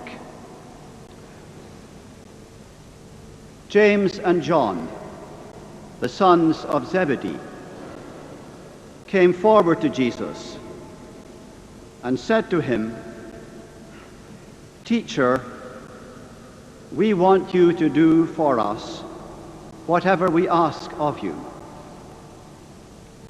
And he said to them, "What is it you want me to do for you?" And they said to him, "Grant us to sit, one at your right hand and one at your left, in your glory." But Jesus said to them, "You do not know what you are asking. Are you able to drink the cup that I drink, or be baptized with the baptism that I am baptized with?" They replied, "We are able." Then Jesus said to them, "The cup that I drink, you will drink, and with the baptism with which I am baptized, you will be baptized. But to sit at my right hand or at my left is not mine to grant, but it is for those for whom it has been prepared." When the 10 heard this, they began to be angry with James and John. So Jesus called them and said to them, "You know that in the world rulers lord it over their subjects and make them feel the weight of their authority. It shall not be so with you. Among you, whoever would be great must be your servant, and whoever would be first must be the willing minister of all. For the Son of Man came not to be served, but to serve, and to give his life a ransom for many." Thanks be to God. We move to our third hymn, an inspiration to so many people, the great words of John Bunyan on the courage and determination needed to be a pilgrim.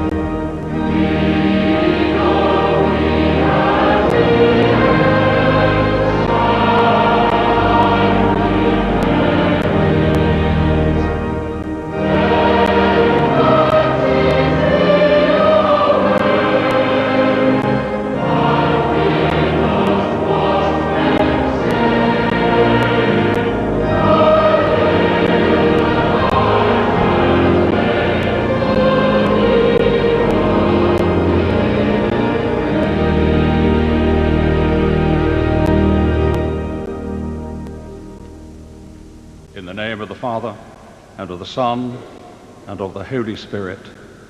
Amen.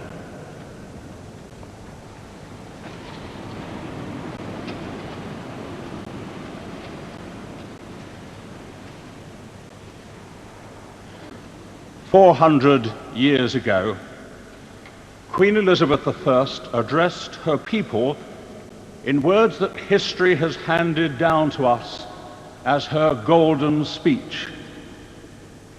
Though God hath raised me high, she said, I count the glory of my crown that I have reigned with your loves. Today, at the height of another Elizabethan reign, we may speak again of love and glory and of the steadfastness of a faithful sovereign. Here now in this great cathedral, we give thanks, Your Majesty, for your devotion and dedication over 50 extraordinary years. And we offer in return our respect, our admiration, and yes, our love. That has been expressed in so many ways and so many places as you have traveled the length and breadth of the United Kingdom. In recent days alone, it's been marked in song and dance, in street parties and pageants. It's been celebrated in public parks and palace grounds. It has been heralded by fireworks and beacons. And we give thanks, Your Majesty, that though flames have burnt bright in many places, those inside the palace were soon extinguished. The range of our continuing celebrations tell us something important. They tell us that, unlike so much in the modern world, this relationship, the one between sovereign and people, has grown stronger and deeper with the passage of time. And that is something special that we celebrate here today, along with millions watching and listening round the world. Yours, as many have noted, has been a reign in which change and innovation have been watchwords. And yet we sense, indeed we know in you, an abiding constancy, anchored in a profound commitment to service. To contemporary ears, service can sometimes sound a cold, a teeth-gritting sort of word, something better avoided if something less demanding, something more self-serving is available. But the gospel reading chosen for this act of worship emphasizes the glory of worship. Among you, whoever would be great, said Jesus, must be your servant. For the Son of Man came not to be served, but to serve and to give his life as a ransom for many. Those challenging words are a powerful affirmation of the changeless truth taught by Christ himself in his life and death for us all, that real greatness finds its fullest expression in serving others. And that truth has been reflected throughout your reign. In your commitment to service, we've seen not the denial of life, but its rich and glorious affirmation. And from your elevated and noble position, how greatly you have served. Yours was a vocation which you did not seek. It was a task to which you were anointed. It came to you at an age when few people are ready to assume burdens of responsibility, even far lighter ones. It was, as you have publicly acknowledged, required of you, not just by your people, but by God. And your faith has helped to sustain you. You made that clear in your Millennium Christmas message, telling us directly, the teachings of Christ and my own personal accountability before God provide a framework in which I try to live out my life. Of course, an abiding commitment to faithful service does not make life simple or easy. Indeed, there comes with it a recognition that none of us is immune from suffering and pain, whatever our role or place in the world. Even now, your Jubilee is tinged with sadness in the absence of the Queen Mother and Princess Margaret, whom we remember today with affection and gratitude. But in your mourning, we saw again what help and succor the bonds of family life can give. We honor today your own commitment to family. We honor especially Prince Philip, whose unswerving support and energy of vision have been so crucial in the necessary evolution of the monarchy during this time. Changes over the last half-century has made of the United Kingdom a society of increasingly diverse cultures and creeds.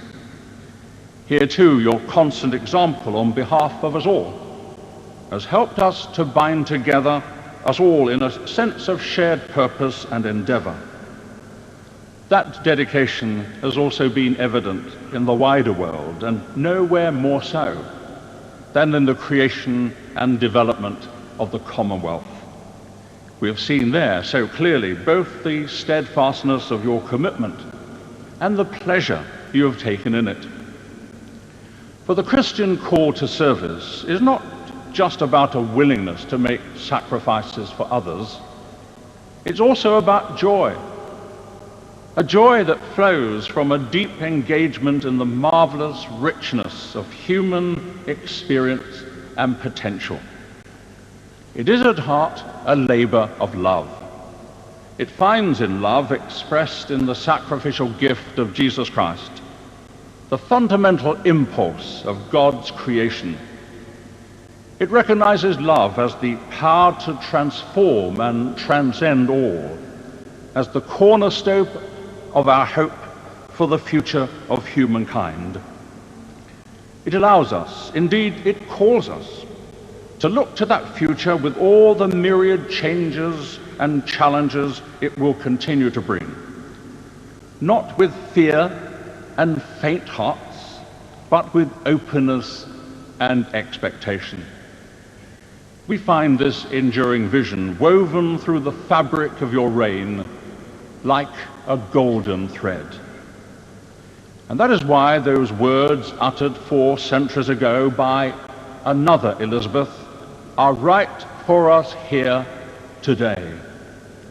Though God hath raised me high, she said, I count the glory of my crown that I have reigned with your loves. Your Majesty, Elizabeth, our Queen, you have the respect and affection of your people. You do indeed reign with our loves.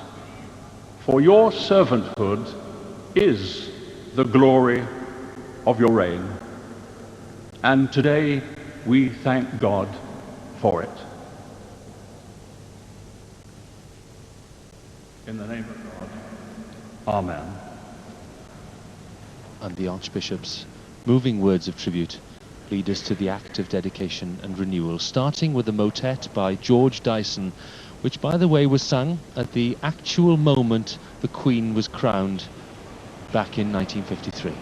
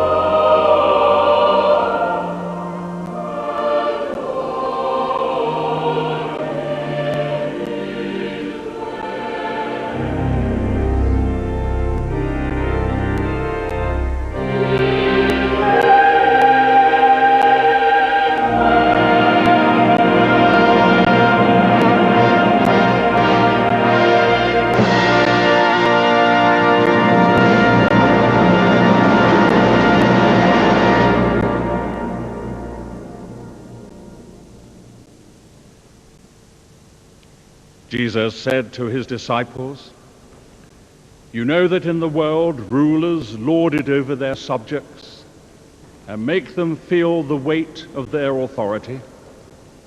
It shall not be so with you. Among you, whoever would be great must be your servant, and whoever would be first must be the willing minister of all." In thanksgiving for the golden jubilee of our sovereign lady, the Queen, I invite you to join with me in dedication to the service of this nation and Commonwealth. Will you pledge yourselves to promote the unity of this realm in the fellowship of the Commonwealth? Will you uphold the ministers of the Crown in the cause of justice and peace? Will you defend our heritage of freedom and seek the common good? Eternal God, your Son, Jesus Christ, came among us as a servant and revealed the majesty of your kingdom. By the power of your Holy Spirit, lead us in truth, guide us in peace, enrich us with your grace, and keep us faithful in your service now and forever. Amen. And so, in celebration, thanksgiving, and renewal, we say together, Our Father, who art in heaven, hallowed be thy name. Thy kingdom come, thy will be done, on earth as it is in heaven. Give us this day our daily bread, and forgive us our trespasses, as we forgive those who trespass against us. And lead us not into temptation, but deliver us from evil. For thine is the kingdom, the power, and the glory, forever and ever. Amen. And the words of the Lord's Prayer bring us to the second piece commissioned specially for today by John Scott, the organist here at St. Paul's. It's his setting of Psalm 84.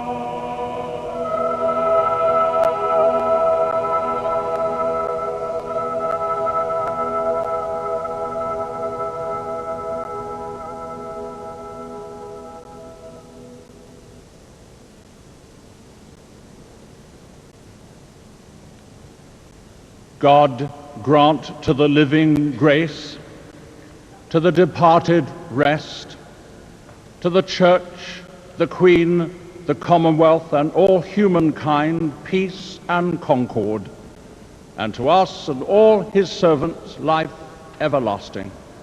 And the blessing of God Almighty, the Father, the Son, and the Holy Spirit be with you and abide with you always.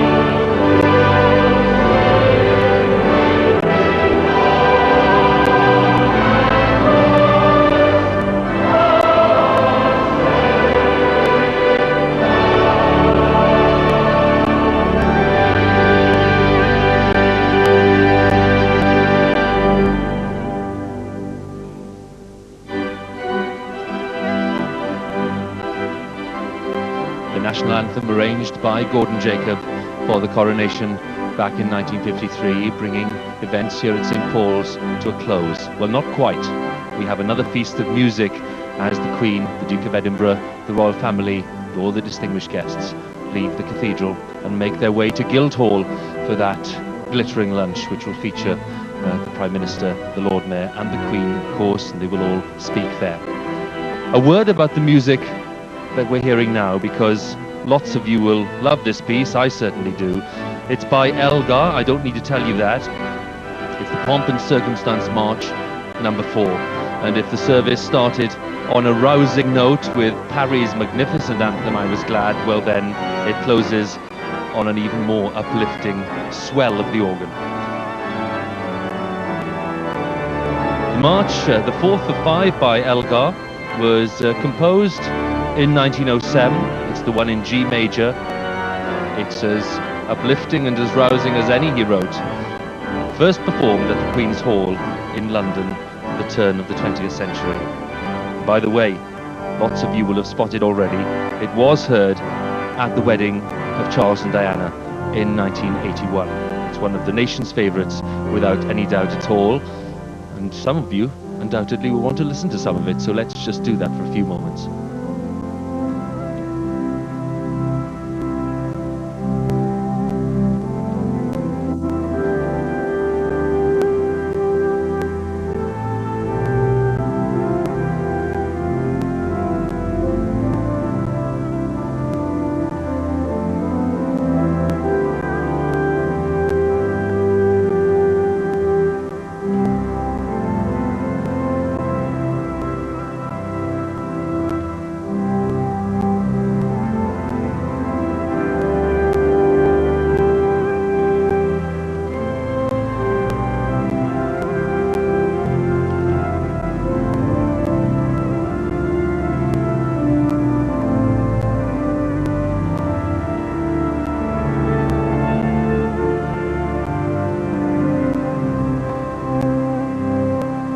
Pearl sword, much in evidence today. We've said a lot about it. It really is magnificent. Named, of course, after the scabbard covered in glorious pearls. Symbol of the independence of the City of London. The unconfirmed story, by the way, is that the pearl sword was given to the city by Elizabeth I in 1571. Unconfirmed, but it's a lovely story, so we'll stick to it for now. And the story goes that she gave it on the occasion of the opening of the first Royal Exchange. What is certain is that this pearl sword dates from the 16th century. It's only used on great ceremonial occasions such as this one. The Lord Mayor's mace, by the way, which we saw earlier too, also features, and that is a symbol of the city's independence too.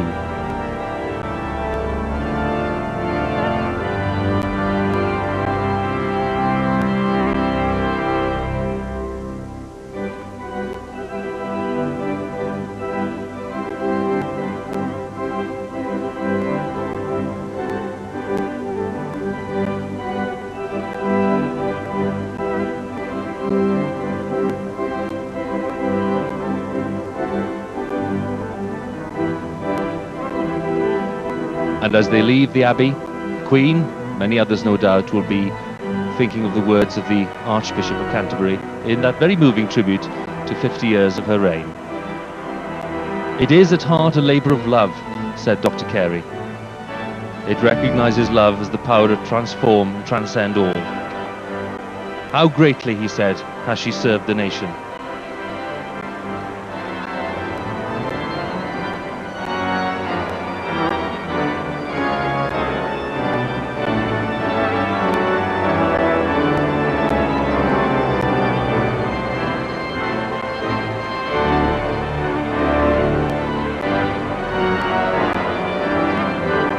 So led by the Lord Mayor of London, Michael Oliver, bearing that great pearl sword, the procession makes its way down the centre aisle towards the Great West Door of St. Paul's Cathedral. And when Her Majesty arrives at the Great West Door, she'll find that the colourful heralds who lined the steps when she arrived about an hour ago will have gone, and what we'll see is a lovely collection of school children from St. John Cass's School here in London, in the city itself.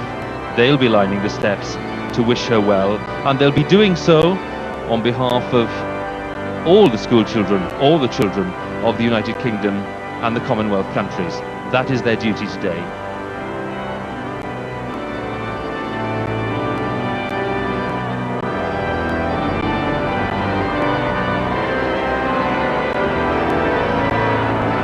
And as the Queen takes her leave, Dr. Carey, Bishop of London, Dean of St. Paul's, Dr. John Moses, we should bear in mind the words of Dr. Carey himself, challenging us all to look to the future, with all the myriad changes and challenges it will continue to bring, not with fear and faint hearts, said the Archbishop of Canterbury, but with openness and with expectation.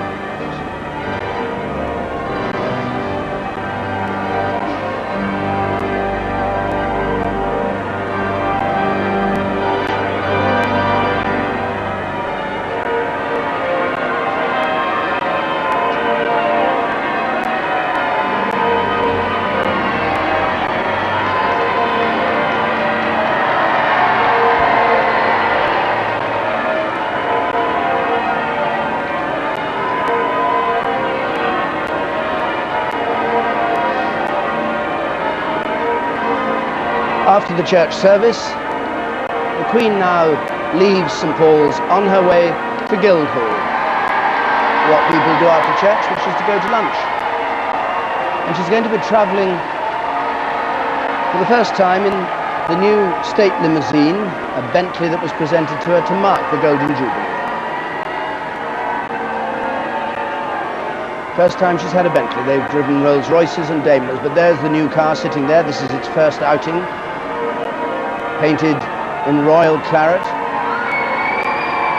rumoured to cost close on £5 million with all its security, and specially designed with big windows so the Queen can be seen.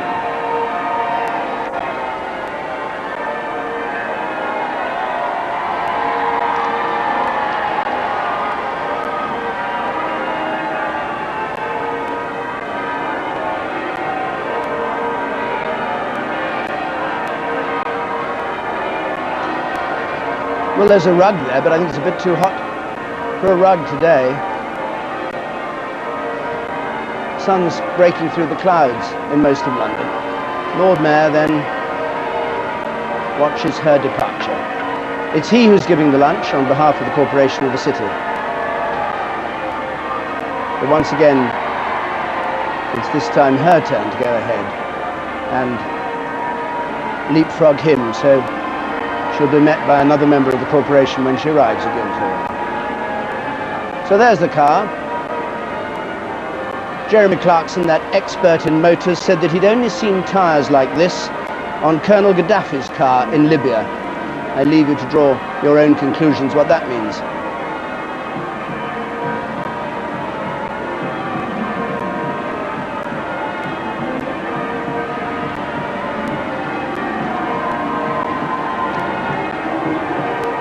The bells of the cathedral ring out now, and they're going to sound 5,050 changes. They're going to ring for 4 hours.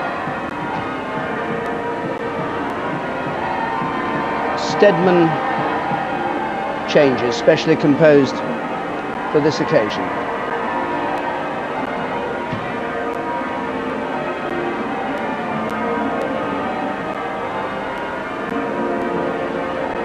The rest of the members of the royal family aren't going to Guildhall for lunch. Coming down the steps now, there's the Earl and Countess of Wessex and the other members of the family.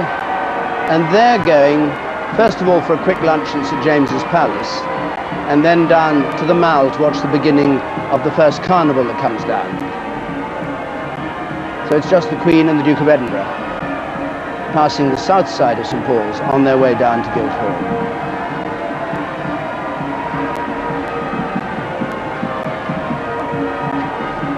Security has kept that side of the road clear. As soon as the barriers are there, there's the crowd waiting to greet her as she goes on down, the Royal Standard flying from the roof.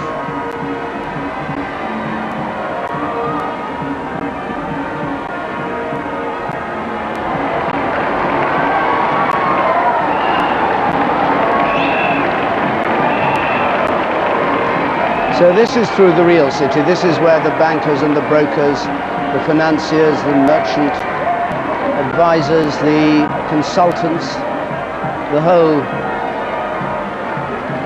community of thousands and thousands of people that provide the wealth of Britain in a way quite different from the way they did in Queen Elizabeth I's time. This is where they still live. And some say their writ rules not just our lives,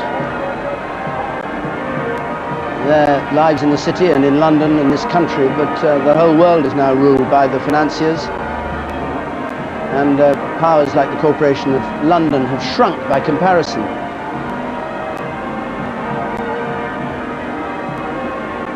In Aldwych, Prince William, Prince Harry, I think probably also the Prince of Wales, though I'm not certain. I think in that car, and anyway they're travelling back down to St James's Palace.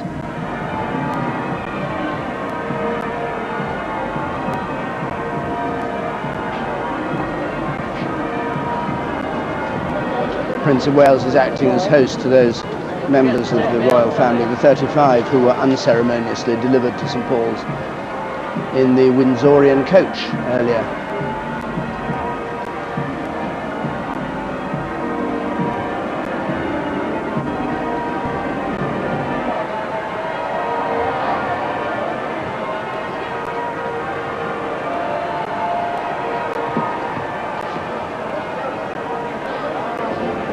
Well, I think this is a moment when we could just, while we wait for the Queen to arrive at Guildhall, just talk a little about the significance of Jubilee. I'm joined by Piers Brendan, the author of the book The Windsors, and historian of monarchy, and Sarah Bradford, also historian of monarchy from a slightly different angle, who's written about George VI and the Queen. Piers Brendan, first of all, you're not an entire enthusiast for monarchy as such, leave aside the present Queen and all that. What does this Jubilee tell you about the state of monarchy in Britain?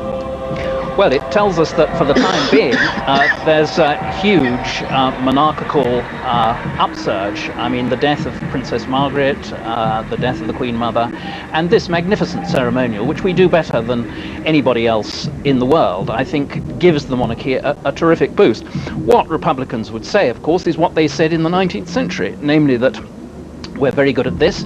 This is perhaps an argument for staging more Lord Mayor's shows or even reviving medieval tournaments, but it's not necessarily an argument for having our constitution culminate in pasteboard. Sarah Bradford, do you agree with that?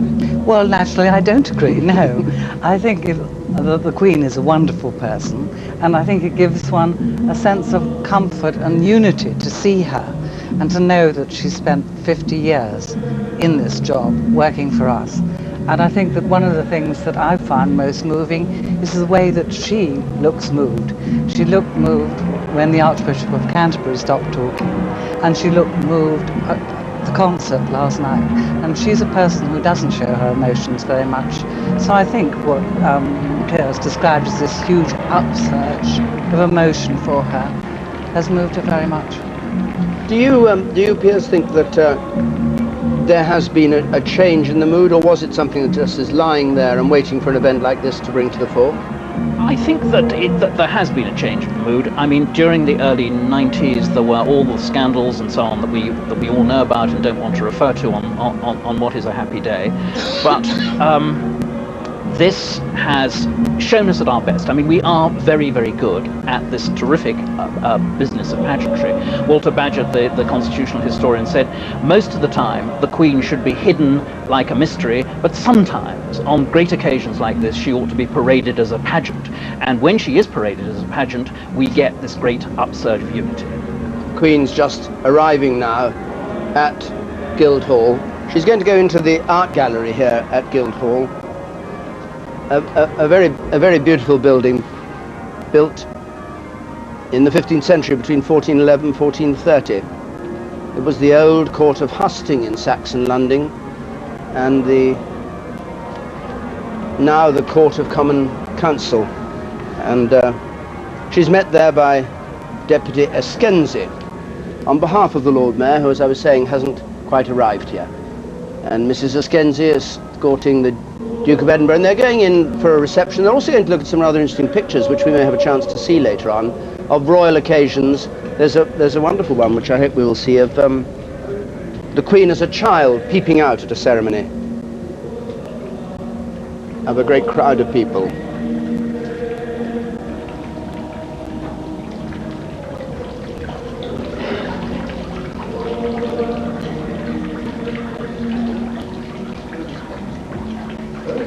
Company of pikemen and musketeers lining the route, a ceremonial body much more recently formed in 1925, just celebrated their 75th anniversary.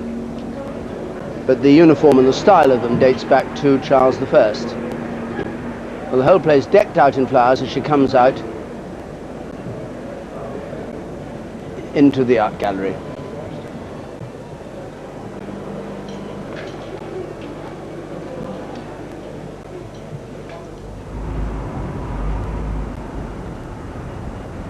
The exterior of Guildhall, the roofs change many times, but the exterior is a beautiful example of medieval building, very fine building.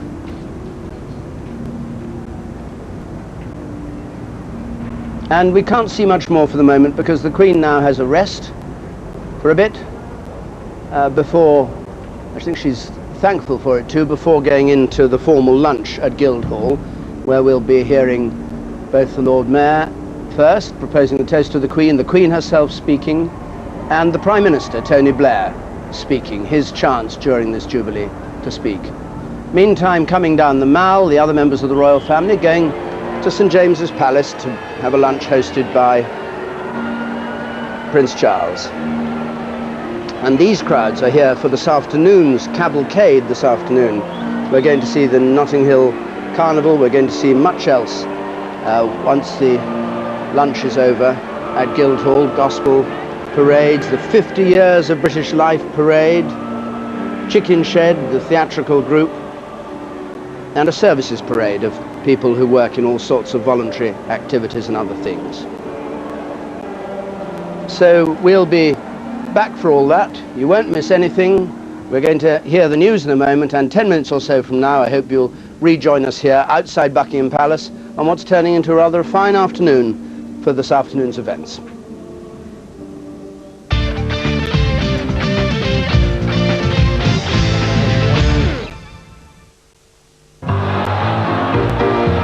Who has an itch to be filthy rich?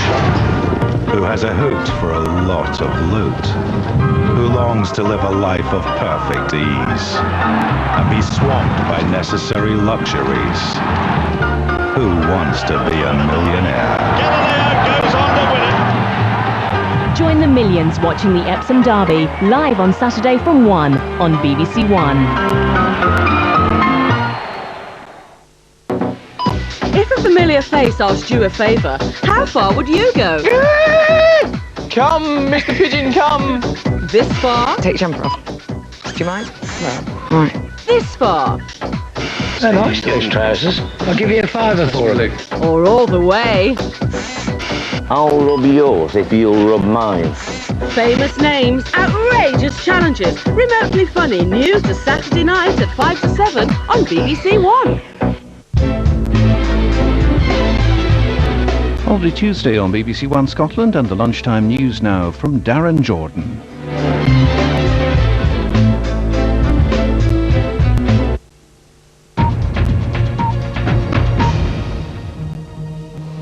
Good afternoon. The Queen continued her Golden Jubilee celebrations in spectacular style today with a ceremonial procession through the streets of London. Huge crowds lined the route as a state gold coach took the Queen and Prince Philip from Buckingham Palace to St Paul's Cathedral for a service of thanksgiving. Our royal correspondent Jenny Bond was there.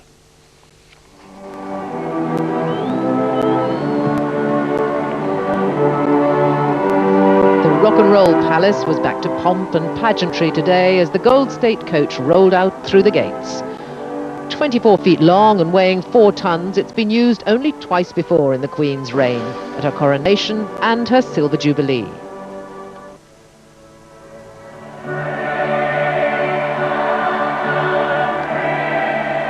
Accompanied by a wave of music along the route, the Jubilee Girl, as she was christened at last night's concert, looked pleased with herself and with the resounding success of the celebrations so far.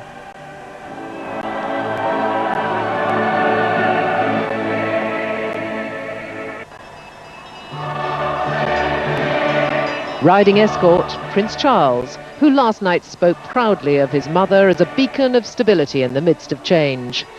Also on horseback, the Princess Royal.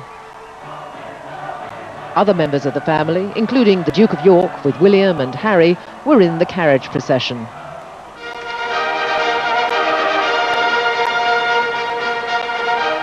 At St Paul's Cathedral, the most formal event of this weekend of festivities, a service of thanksgiving attended by 2,500 people. The Archbishop of Canterbury echoed the words of Prince Charles as he paid tribute to the Queen's abiding constancy. Today, at the height of another Elizabethan reign, we may speak again of love and glory and of the steadfastness of a faithful sovereign. Here now in this great cathedral, we give thanks, Your Majesty, for your devotion and dedication over 50 extraordinary years. And this day of spectacle for the crowds goes on through the afternoon. Next stop for the Queen, Guildhall for a Jubilee lunch. Jenny, the crowds have turned out in force. They're behind you again today. They must be looking forward to the big pageant later. Yes, you can see the party is still going on here. They say there's 700,000 people and rising, almost on a scale of last night. Incidentally, 20 million people apparently watched that concert on television or live. I think the key to it all really has been the music. They're loving it, and this afternoon a pageant, 20,000 people coming down the Mall, music all the way, and then of course there's going to be a fly past including Concorde and the traditional balcony appearance by the royal family. It's not over yet. Jenny, indeed, thank you very much. Extra police officers are being drafted in to tackle sectarian violence in East Belfast. At least 4 people, including a policeman, were shot last night. The police say 13 shots were fired at them. 19 of their officers were injured. The gunmen from both sides are back on the streets. The latest violence was the worst in years in this area. 19 police officers were injured, and one of them was among 4 people shot and wounded. The police say they returned fire, hitting a loyalist gunman. The police chief for Belfast said paramilitaries on both sides had been orchestrating the violence. On the loyalist side, we clearly have UDA and UVF elements involved. And on the nationalist side, we've seen large numbers of Republicans from other areas of the city, some senior members of the IRA in the area, and we believe that they're involved in organising the street violence on their side. 6 people have been shot and wounded in the last 2 nights, a marked escalation on recent street disturbances, and this at a time when both the UVF and the IRA are maintaining ceasefires. Dennis Murray, BBC News, Belfast. The Metropolitan Police is considering recruiting officers from abroad to fill massive gaps in the force. It's hoping to attract black and Asian officers from Commonwealth countries. Nearly 7,000 new recruits are needed. Diplomatic efforts to arrange a face-to-face meeting between the leaders of India and Pakistan have failed. The Indian Prime Minister Atal Bihari Vajpayee and Pakistan's President Pervez Musharraf have blamed each other for the tensions over Kashmir. At the World Cup finals, China have made their debut. They've never reached the final stages before, but to the disappointment of their millions of fans, they lost tamely to Costa Rica. Second-half goal from Ronald Gomez and this header from Mauricio Wright sealed victory for the Costa Ricans. And as worse to come for China, they play Brazil next. The co-host Japan thought they'd kicked off with a win thanks to a great goal from the Arsenal striker Inamoto. But a late equaliser made the final score Japan 2, Belgium 2. The other host nation, South Korea, are playing Poland, and with 20 minutes gone, the score is 0-0, but the Koreans did come close to scoring from a corner. That's it. Don't forget there are news bulletins every hour over on BBC News 24. I'll be back with more news at 6:15 here on BBC One. Bye for now.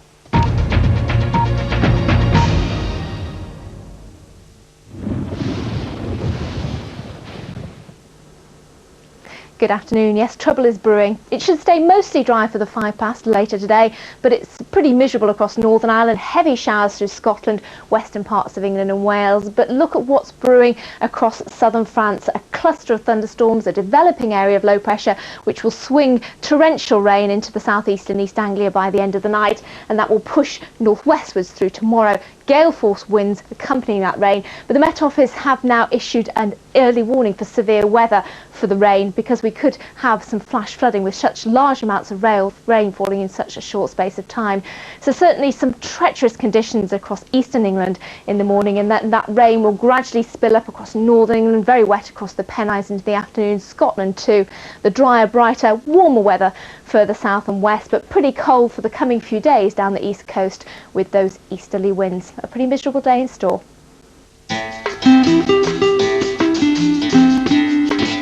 This is BBC One Scotland, now reporting Scotland with beer parks.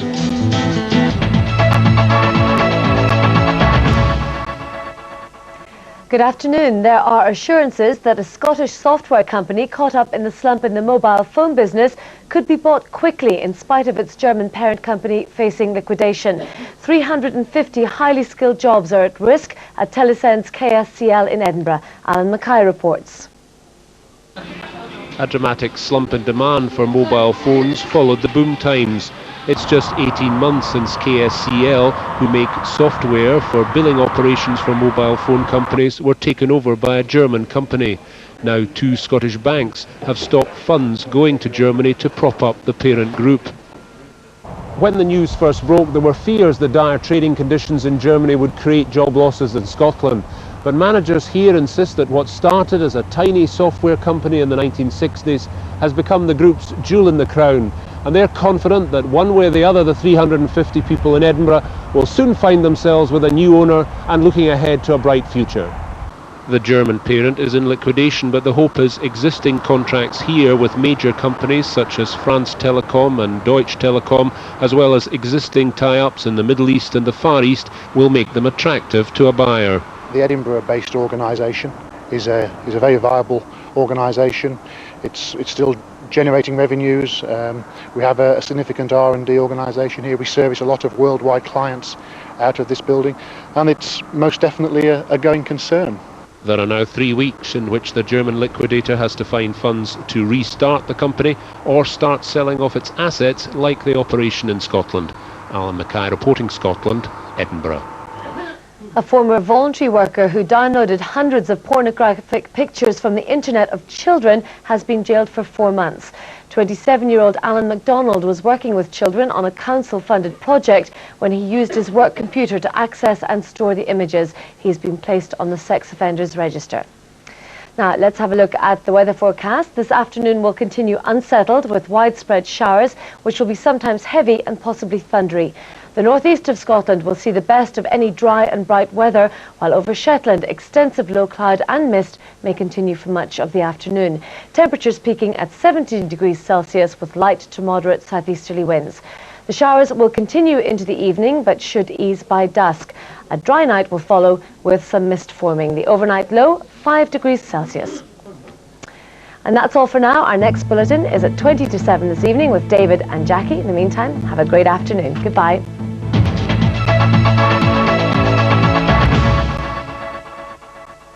Did you know how easy it is to watch almost all your favourite BBC programmes with subtitles? From award-winning drama and comedy to films, sports coverage and the local and national news. You can find subtitles for all sorts of programmes on CFAX page 888. Or if you're a digital viewer, simply select subtitles from the menu. Log on to bbc.co.uk/info for more details.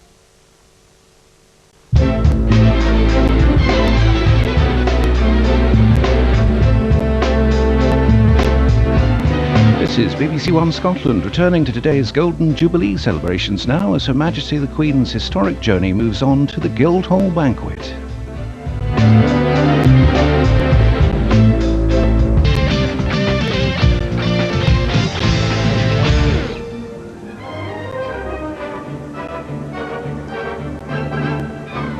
The scene down the Mall. 40 minutes from now, this for 4 hours is going to be full of carnival, of parades, of bands, of marching people, of a whole portrayal of 50 years in the life of Britain. That's why the crowds are still here, because the royal family is not here now. The junior members of the royal family have gone to have lunch at St James's Palace. They'll be coming down to Queen Victoria's Memorial at the bottom here to watch the parades. But the Queen and the Duke of Edinburgh themselves are at Guildhall, and we'll rejoin them there in a bit.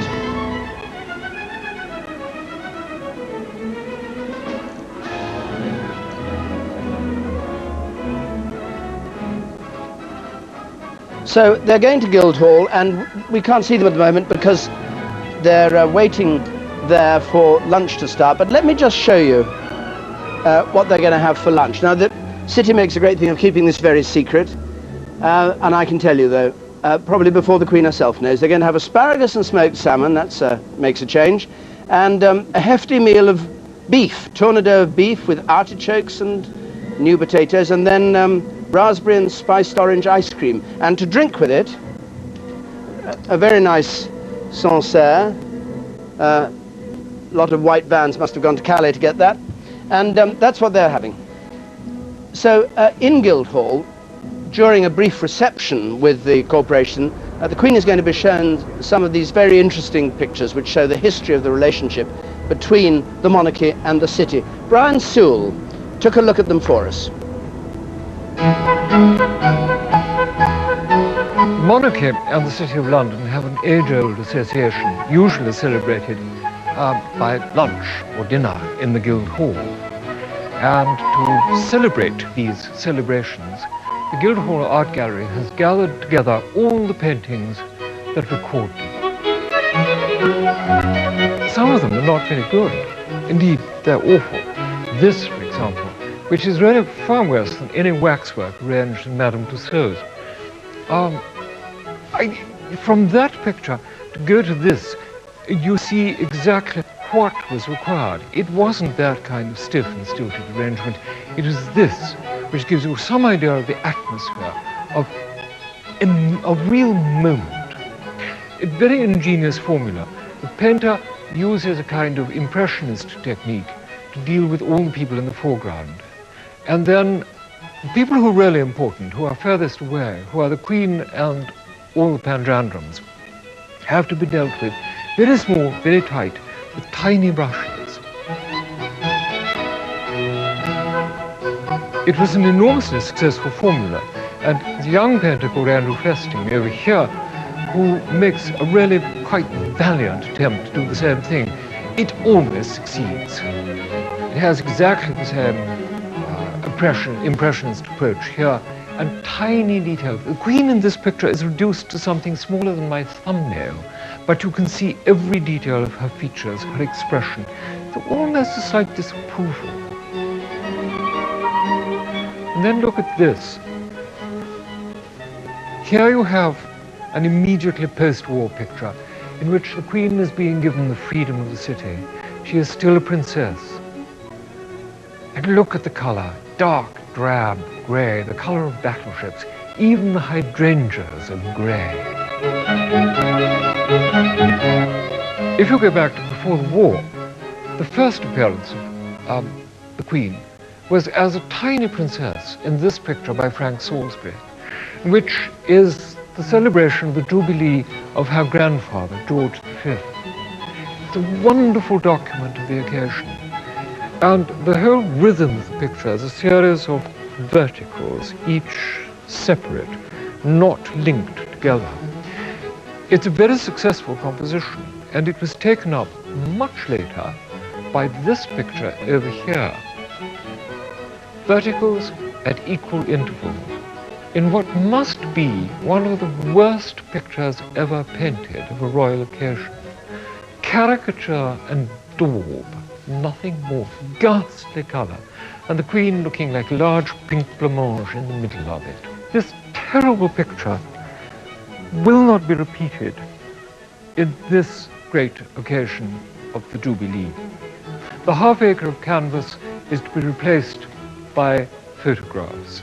The events of today will eventually appear in this one small frame as two small photographs. And for this, the painters have only themselves to blame. Brian Sewell having a rather painful experience in the art gallery of Guildhall. And the Queen has now come into that art gallery for the reception. She's going to meet a number of city dignitaries before going into lunch. And the speeches will be made before lunch, so they will come in about 20 minutes' time or so. And we shall, of course, hear those.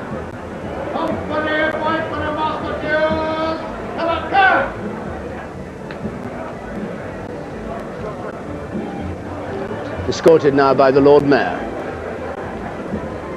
and meeting various members of the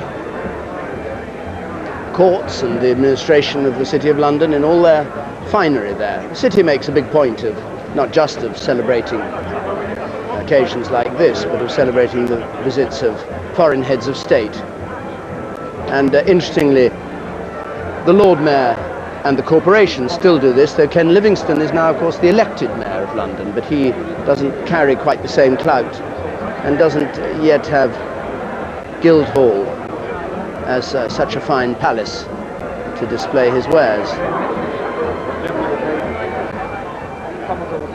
Well, now she goes down that line, and we were talking here in the studio. I was talking with Piers Brendan and Sarah Bradford, and Piers Brendan, you said something which I wanted to pick you up on, but I didn't have a chance, which was that you think monarchy stands in the way, in some sense, of a proper free democracy. That's what your real objection is, why you think things aren't quite right as they are. Yes, I mean, I feel that the problem is that you've got a hereditary institution at the heart of a supposed democracy, and the problem about a hereditary institution of this kind is that we cannot know really what's going on. For example, a lot of our history has become black holes. We don't know what advice Winston Churchill gave to the Queen and what advice she gave to him. You know, this is a great area of history which we would like to know about, like Suez, for example, like the Falklands. There are great chunks of our history that are dead to us. Yeah, but hang on. You don't get cabinet papers for 30 years or more if they put a security stamp on them. I mean, that's nothing to do with the Queen. Our politicians don't tell us what they're up to. They don't in some cases, but they do in others.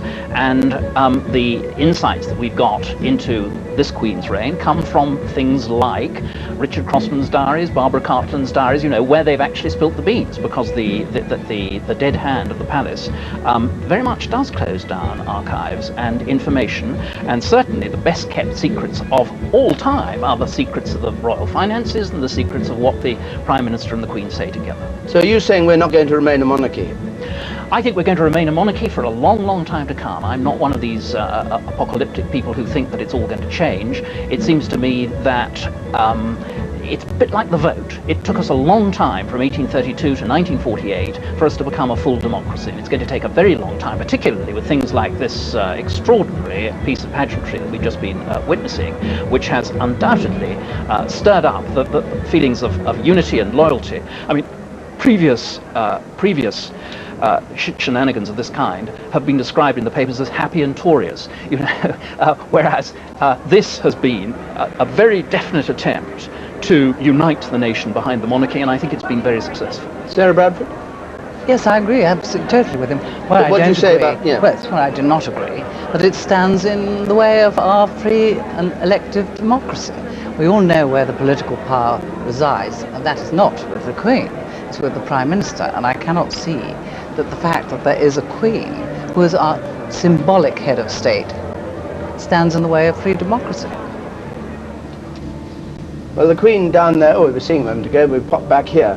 We're just going to talk about the people the Queen was meeting. But there we go. Out here, there's a terrific crowd again. Apparently the police say that here and up the Mall and in the parks, there are now 700,000 people. There were 1 million people said to be here yesterday, and there are already 700,000 waiting to watch this afternoon's procession, and there are performances going on all the time for the people waiting. This is the Caldecott Male Voice Choir, and just before them we had Irish dancers on stage. So there's a constant stream of choirs and orchestras and bands playing all the way through until the processions start coming down here, when their music will, I think, take over.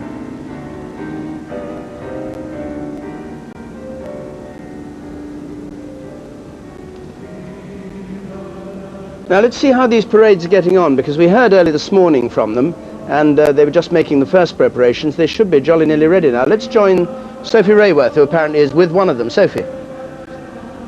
I'm with an awful lot of them, David, and what a treat they have in store on the Mall, the thousands of people who are waiting for all of that. This is the Notting Hill Carnival Parade. They're going to be leading the procession as they go up the Mall. They're about to leave in probably in about 25 minutes' time. This is just one of 28 different groups in the Notting Hill Carnival Parade. Fantastic ships up here, you can see. And if I can lead you in here, this is Paul, who has had the task of making them all. These are incredible. Thank you very much. How long does it take you to make them? Well, these are costumes from the last 3 years that have been shown at Notting Hill and competed in competition and been on the streets of Notting Hill. And now we're in the streets of London to show the rest of the London public what Notting Hill can do. Absolutely incredible. I mean, you are what? Old. I'm Neptune today, and this is the Santa Maria on my back, and I'm being accompanied by Nina and Pinter, and we have our kind of armada that's going to be sailing down the Mall. What does it mean to you to be going? I mean, you're obviously going to be showing off your fantastic costumes to the royal family very shortly. Sure.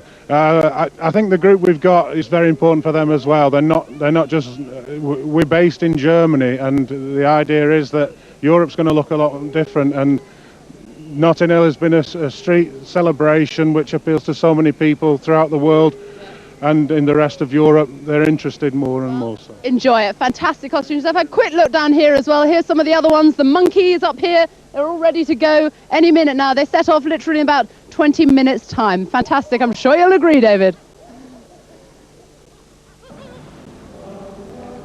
St Paul's Cathedral there, where we heard that splendid service, the address by the Archbishop of Canterbury, and behind there, hidden in the cranes and the Union flags flying on them, Guildhall, where the Queen now is, with the Prime Minister just disappearing on the left there. He'll be speaking later on. And she goes to sign the Distinguished Visitors Book. Lord Mayor invites her to sign this. And then the sheriffs and the chief commoner and their ladies, as the city puts it, meaning I assume their wives, since presumably they're all men still, are invited to take position for a photograph. And they're going to take 2 photographs, and this is all set out in great detail in the rubric. And then when the photographs have been done, they go into Great Hall. And when they do, we shall know when she's arriving, because they all, as you know, if you've ever watched any of the city events, clap in unison as the music of Scipio is played.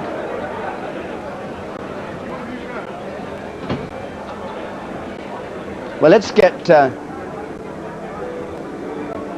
have another look now at another part of the procession. Wesley Kerr is on horse guards at the top end of the Mall, with more people who are going to be coming down here later on. Wesley. And I've got very good news. While the Queen is indoors, the sun has just emerged here.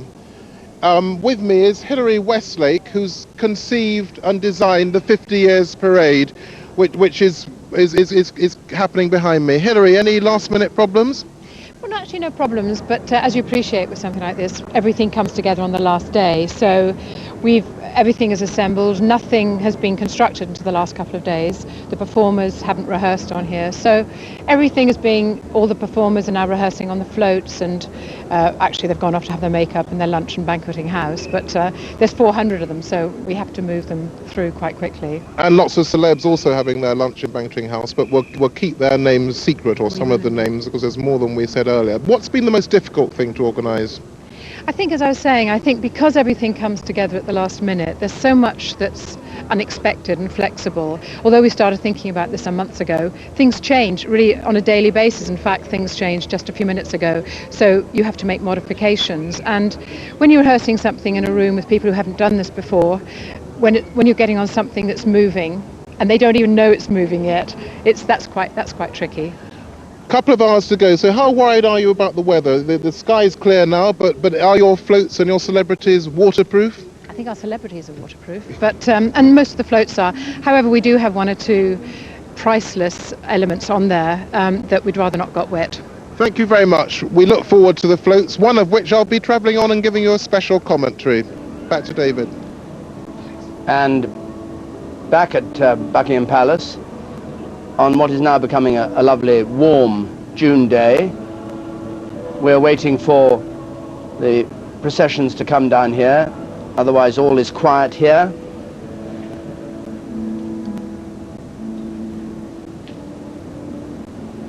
We seem to be a bit stuck on pictures of Buckingham Palace there, but here we are back inside Guildhall. Now there's one little thing the Queen hasn't done, or should I say the government hasn't done, which is interesting in this Jubilee.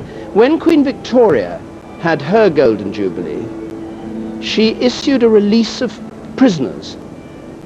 Apparently this comes from the verse in Leviticus which talks about Jubilee, which is an old Jewish ceremony when you have to give thanksgiving in your 49th year and in your 50th year, celebrate and offer liberty to a country. And Queen Victoria, curiously, did observe this. She actually released a number of people, mainly military prisoners who had absconded, that sort of thing, not murderers and thieves and all that, but all around the Commonwealth she did this, and got letters of thanks and praise. Now we asked number 10 Downing Street whether they had considered a general amnesty for prisoners in this country to celebrate this 50th anniversary. Perhaps not surprisingly, they said they weren't absolutely sure, a spokesman said, whether the matter had even been discussed. And Buckingham Palace said very firmly it was a matter for Downing Street and not for the Queen herself.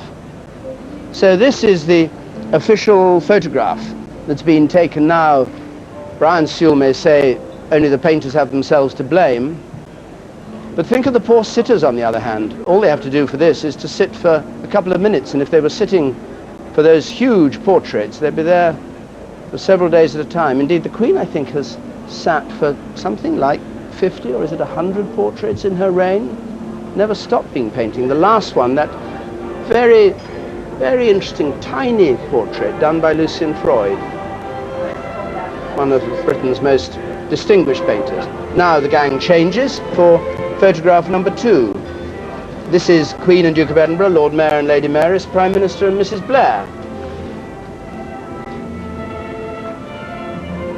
It's interesting that the Prime Minister's been playing a very low-key part in these ceremonies. There was a feeling when he first came into office at the wedding anniversary of the Queen and the Duke of Edinburgh that he seemed to be playing a rather prominent role. Some people thought slightly too prominent, escorting her on a walkabout and that kind of thing.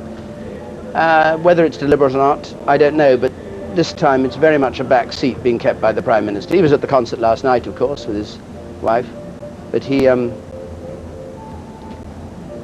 apart from this photograph and apart from the speech that he's due to make later on, not much more.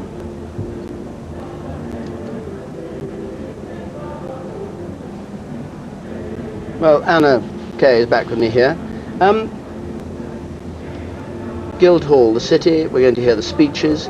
What else can you tell us about the way the relationship between city and monarch goes that can explain to us why the Queen goes there, why she isn't giving her own luncheon in Buckingham Palace, or why there isn't a kind of state luncheon, you know, given by the Prime Minister? Well, it is. It's a very interesting question, and obviously part of it is that if she's going to St Paul's, if she makes the choice to go to St Paul's, she then has to enter the domain of the Lord Mayor, the city, and therefore he is involved by definition. But it is interesting in that relationship that it has always been a conditional one, and on several occasions in the past the sovereign has taken back all the liberties that were granted to the city and has directly appointed somebody to be in charge of it. So it is always a granted liberty or granted authority that the city has. But not now, I mean... Well, in theory, I mean, she's just as entitled to rescind that authority should she so choose, although it seems very unlikely. The last time it happened was in the 17th century. But in principle, she still could. So it's another aspect of that close but sometimes rather fraught relationship between these two institutions. Queen is now leaving the art gallery. Deep bow from the left there, hat removed, and she goes down this corridor and round by a side entrance into Guildhall.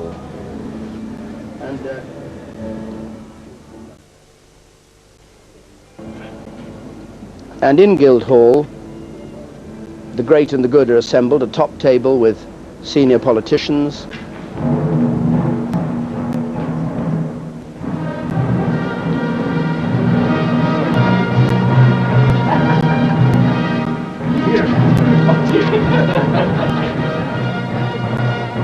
Fanfare sounding as she comes in. State trumpeters, trumpeters I should say, of the Household Cavalry. And the slow hand clap, which is meant enthusiastically, not its usual meaning of why have you kept us waiting, as the sounds of Scipio are heard.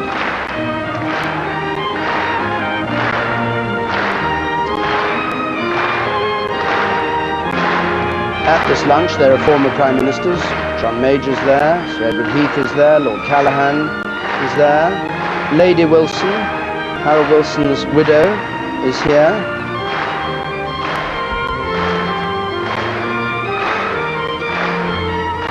Baroness Thatcher is here.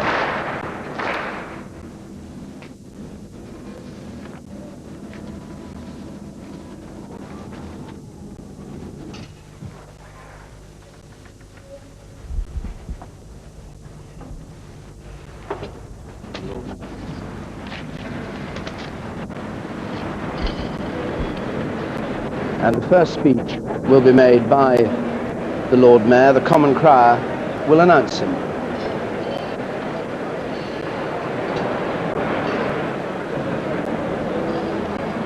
Michael Oliver, the Lord Mayor, making a speech of welcome, ending with the toast, the Queen, and all this before they actually sit down to the meal that's been prepared for them. Just a pause while people take their seats.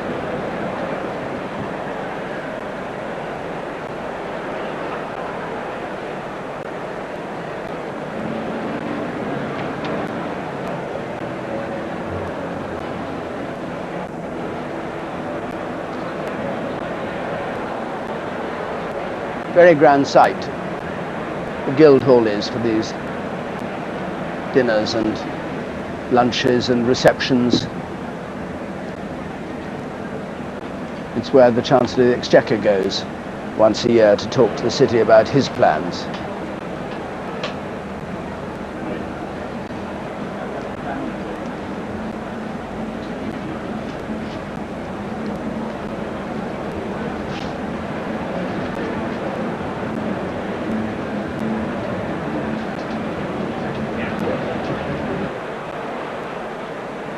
Maybe we could just have a little chat about the hats. Trini Woodall and Susanna Constantine are with me, and while we wait for these speeches to begin, what do you think of what you can see there? Nice to have you with us. I think it's gorgeous. It's something that, you know, if we looked at the old paintings before, and they had wonderful colour and vibrancy, and this is a more modern time, and it still looks as good. I think it is an occasion to dress up. It's a celebration. All the ladies have made a good effort. The Lady Mayoress, I thought, looked very trendy. I'm just sort of worried about how they're going to, I mean, some of the brims are very large, and eating with those big brims could be quite difficult. Eating fillet steak, Yeah. yes.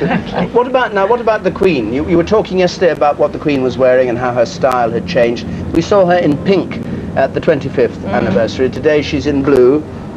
What do you think of what she's wearing? I mean, she's obviously played it sensibly, because she's in an outfit which is very simply cut.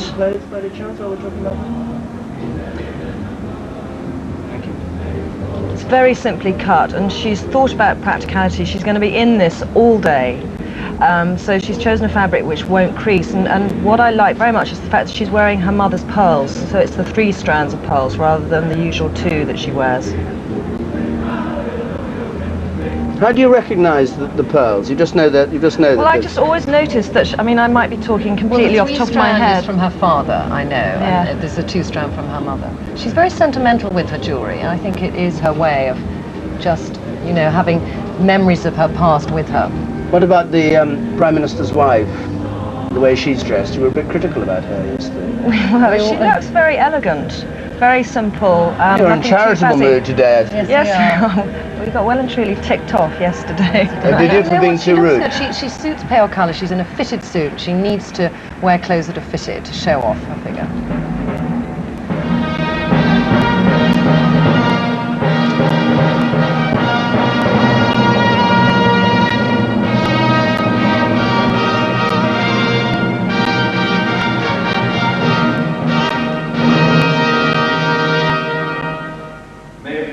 Majesty, pray silence for the Right Honourable, the Lord Mayor.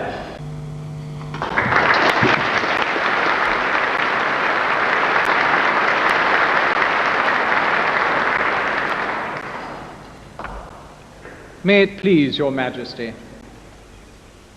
Your Majesty, on behalf of the Corporation of London, it is with the greatest pleasure that I welcome you and His Royal Highness Sir Prince Philip, Duke of Edinburgh, to our ancient Guildhall for this lunch. This is to mark the Golden Jubilee of your reign. I also warmly welcome the Prime Minister and all of our other guests, amongst whom are a number of young people together with representatives of the charitable interests of city business, livery companies, the Corporation of London, and this embraces support for education, patronage of the arts, as well as a wholehearted dedication to the community around us. As Lord Mayor, I have the honour to be the head of the Corporation of London. Corporation is part of the tapestry of the history of the city. It has for over 900 years provided the city's local government and services. It is therefore delighted to host this lunch on this most auspicious of days. I hold my office for just 1 year. It is a period of great activity, highly enjoyable, but immensely tiring. I therefore stand in awe of Your Majesty's achievement of 50 years of unremitting and devoted service.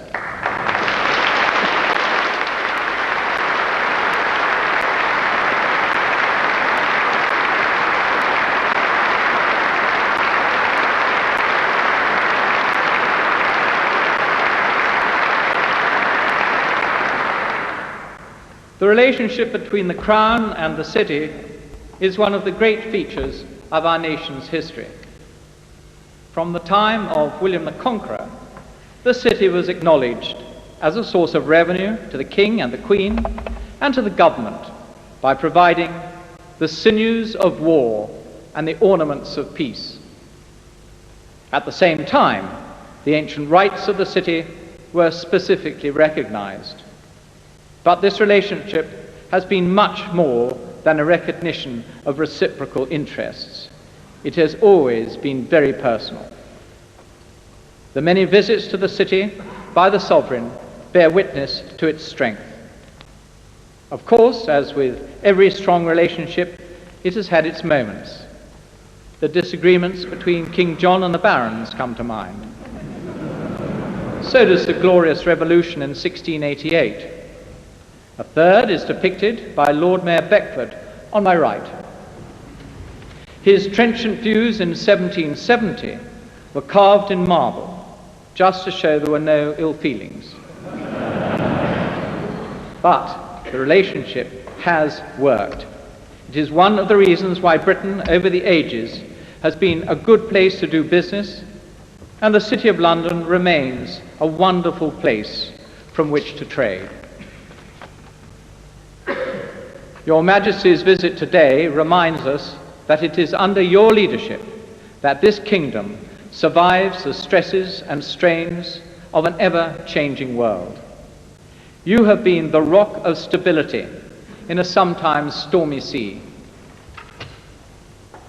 All of us in the city and surrounding communities therefore feel particularly flattered and honoured by your gracious presence here in Guildhall. It is the greatest compliment that you could pay to the City of London. May I therefore ask you all to rise and to join me in the toast, Her Majesty the Queen.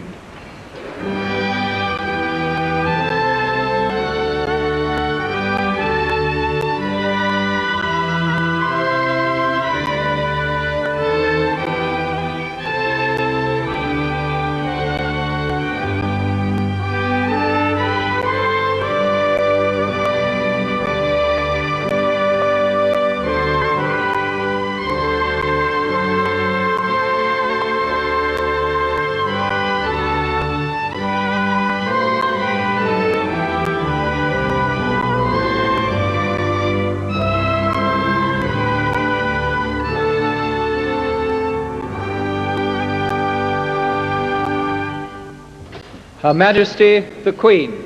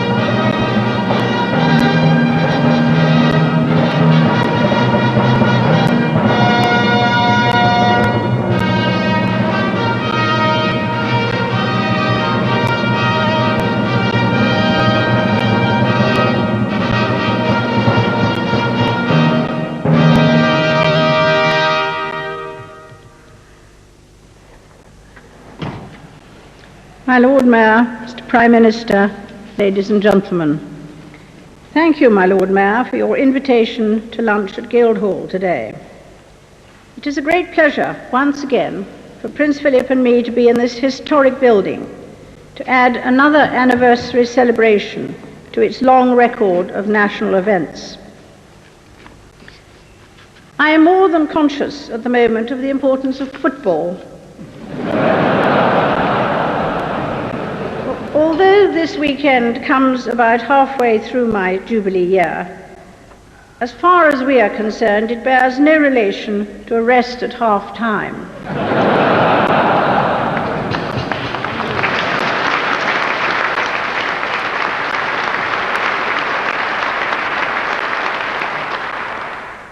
However, I am very glad that the 50th anniversary of my accession is giving so many people all over this country and in the Commonwealth an excuse to celebrate and enjoy themselves. It has been a pretty remarkable 50 years by any standards. There have been ups and downs, but anyone who can remember what things were like after those 6 long years of war appreciates what immense changes have been achieved since then. Not everyone has been able to benefit from the growth of wealth and prosperity, but it has not been for lack of political will. I think we can look back with measured pride on the history of the last 50 years. Since the spring of this year, I have travelled extensively in this country and in the Commonwealth. It has been wonderful to experience the many special events which have brought together volunteers of all ages and organisations of all kinds. At every stage along the way, Prince Philip and I have been overwhelmed by the crowds waiting for us and deeply moved by the warmth of their welcome. We are both much looking forward to our visits to Wales next week, then to the other regions of England, and in the autumn to Canada. I'm quite convinced that these local celebrations have helped to remind people of the value of such neighbourhood events in building a genuine community spirit. I have seen this for myself, for instance, in Green Street, here in the City of London, in the east of London, in St Anne's Cathedral in Belfast, and at that gathering of the young people of Berkshire at Bisham Abbey. I hope that these celebrations will remind us of our shared heritage and what it means to be a united people, enjoying the support of families, friends, and neighbours around us. I take this opportunity to mention the strength I draw from my own family. The Duke of Edinburgh has made an invaluable contribution to my life over these past 50 years, as he has to so many charities and organisations with which he has been involved.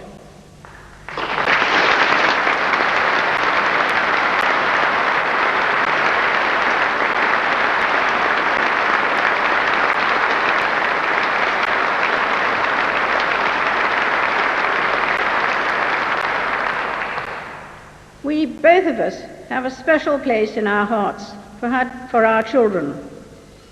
I want to express my admiration for the Prince of Wales and for all he has achieved for this country.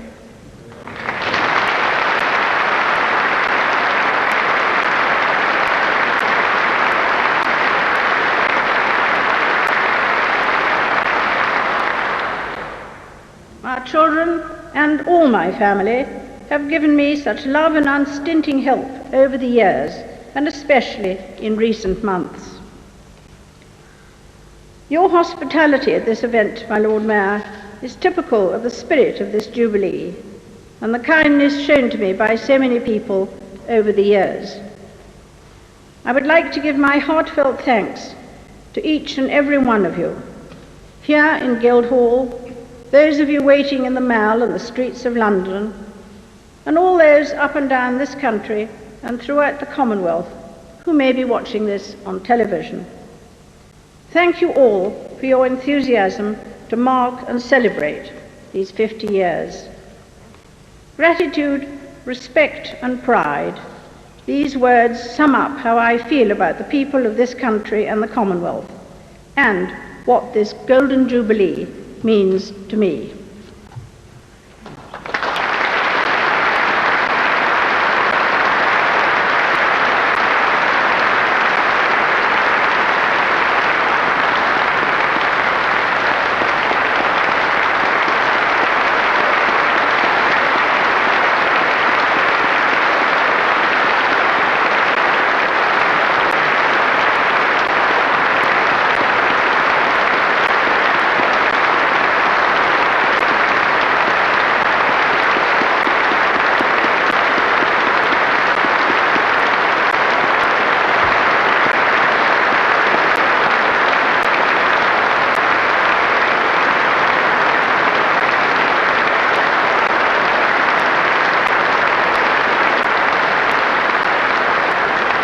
Prolonged applause for the Queen, and the next and final speaker, the Prime Minister. Now, whether he'll have a fanfare like that introduced the Lord Mayor and the Queen, I don't know, but we shall see.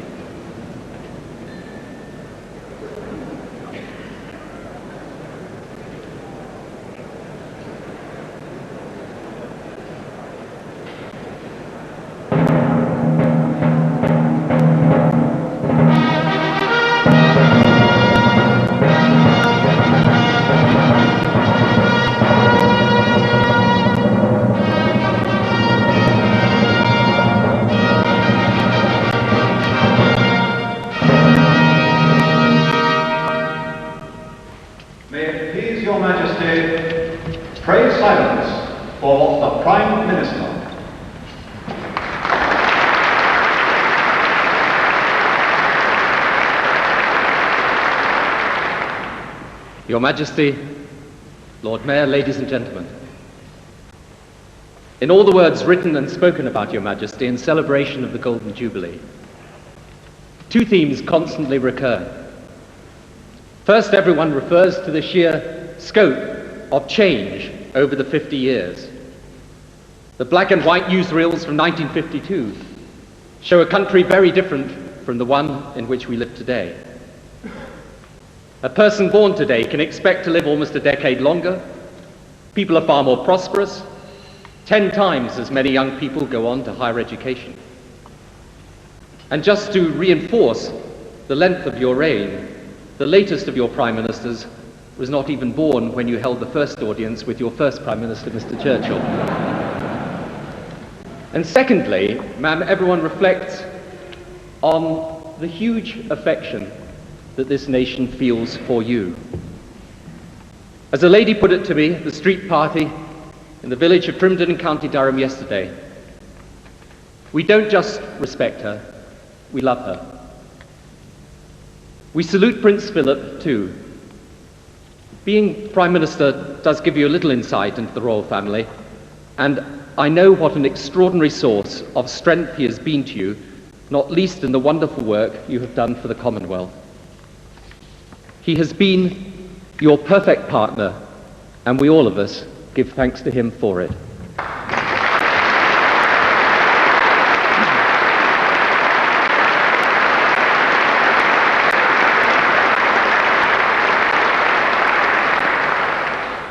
And I believe we are lucky indeed to have Prince Charles as heir. Again, I know from talking to people, especially young people, and especially those in greatest need of help, how the Prince's trust has transformed their lives for the better. Prince Charles did not have to do it, but he has done it. He did it out of a sense of duty to others, and we thank him sincerely for it.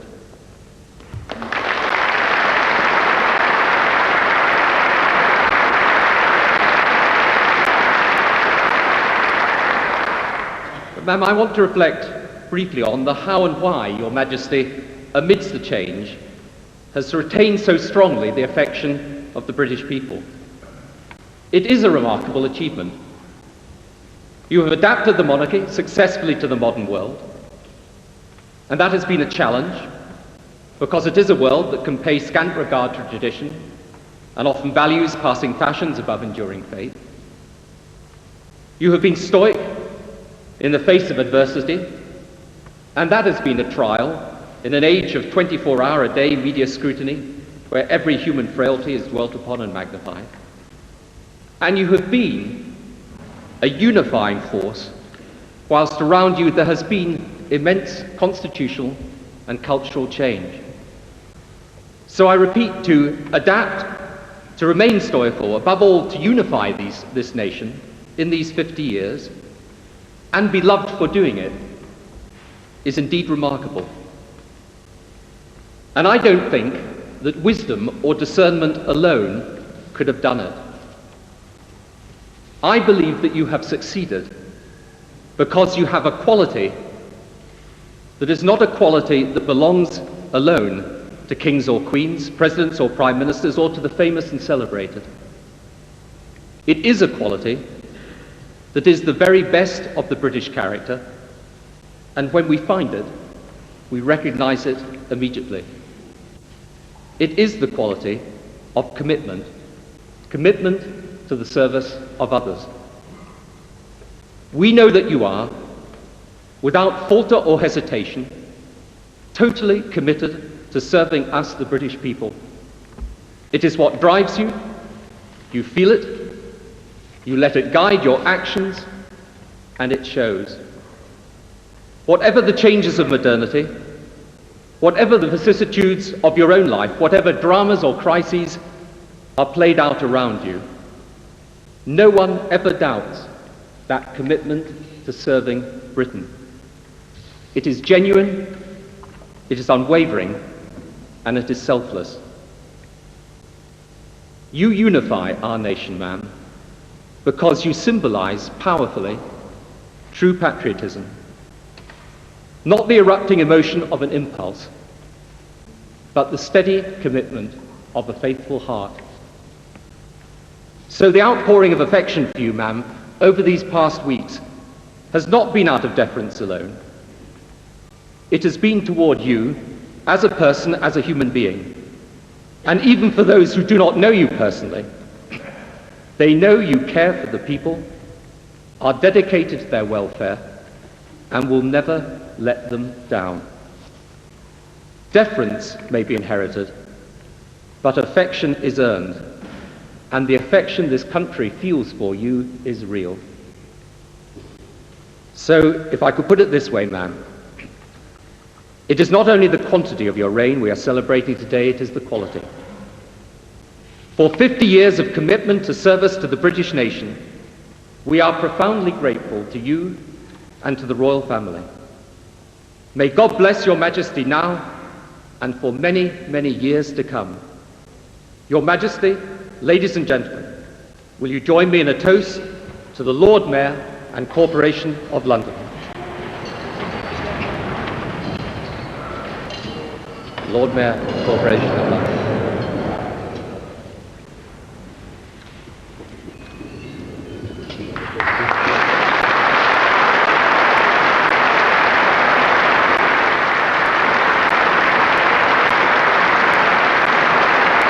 Prime Minister there, on behalf of the country as a whole, thanking the Queen for her 50 years, not on the basis of its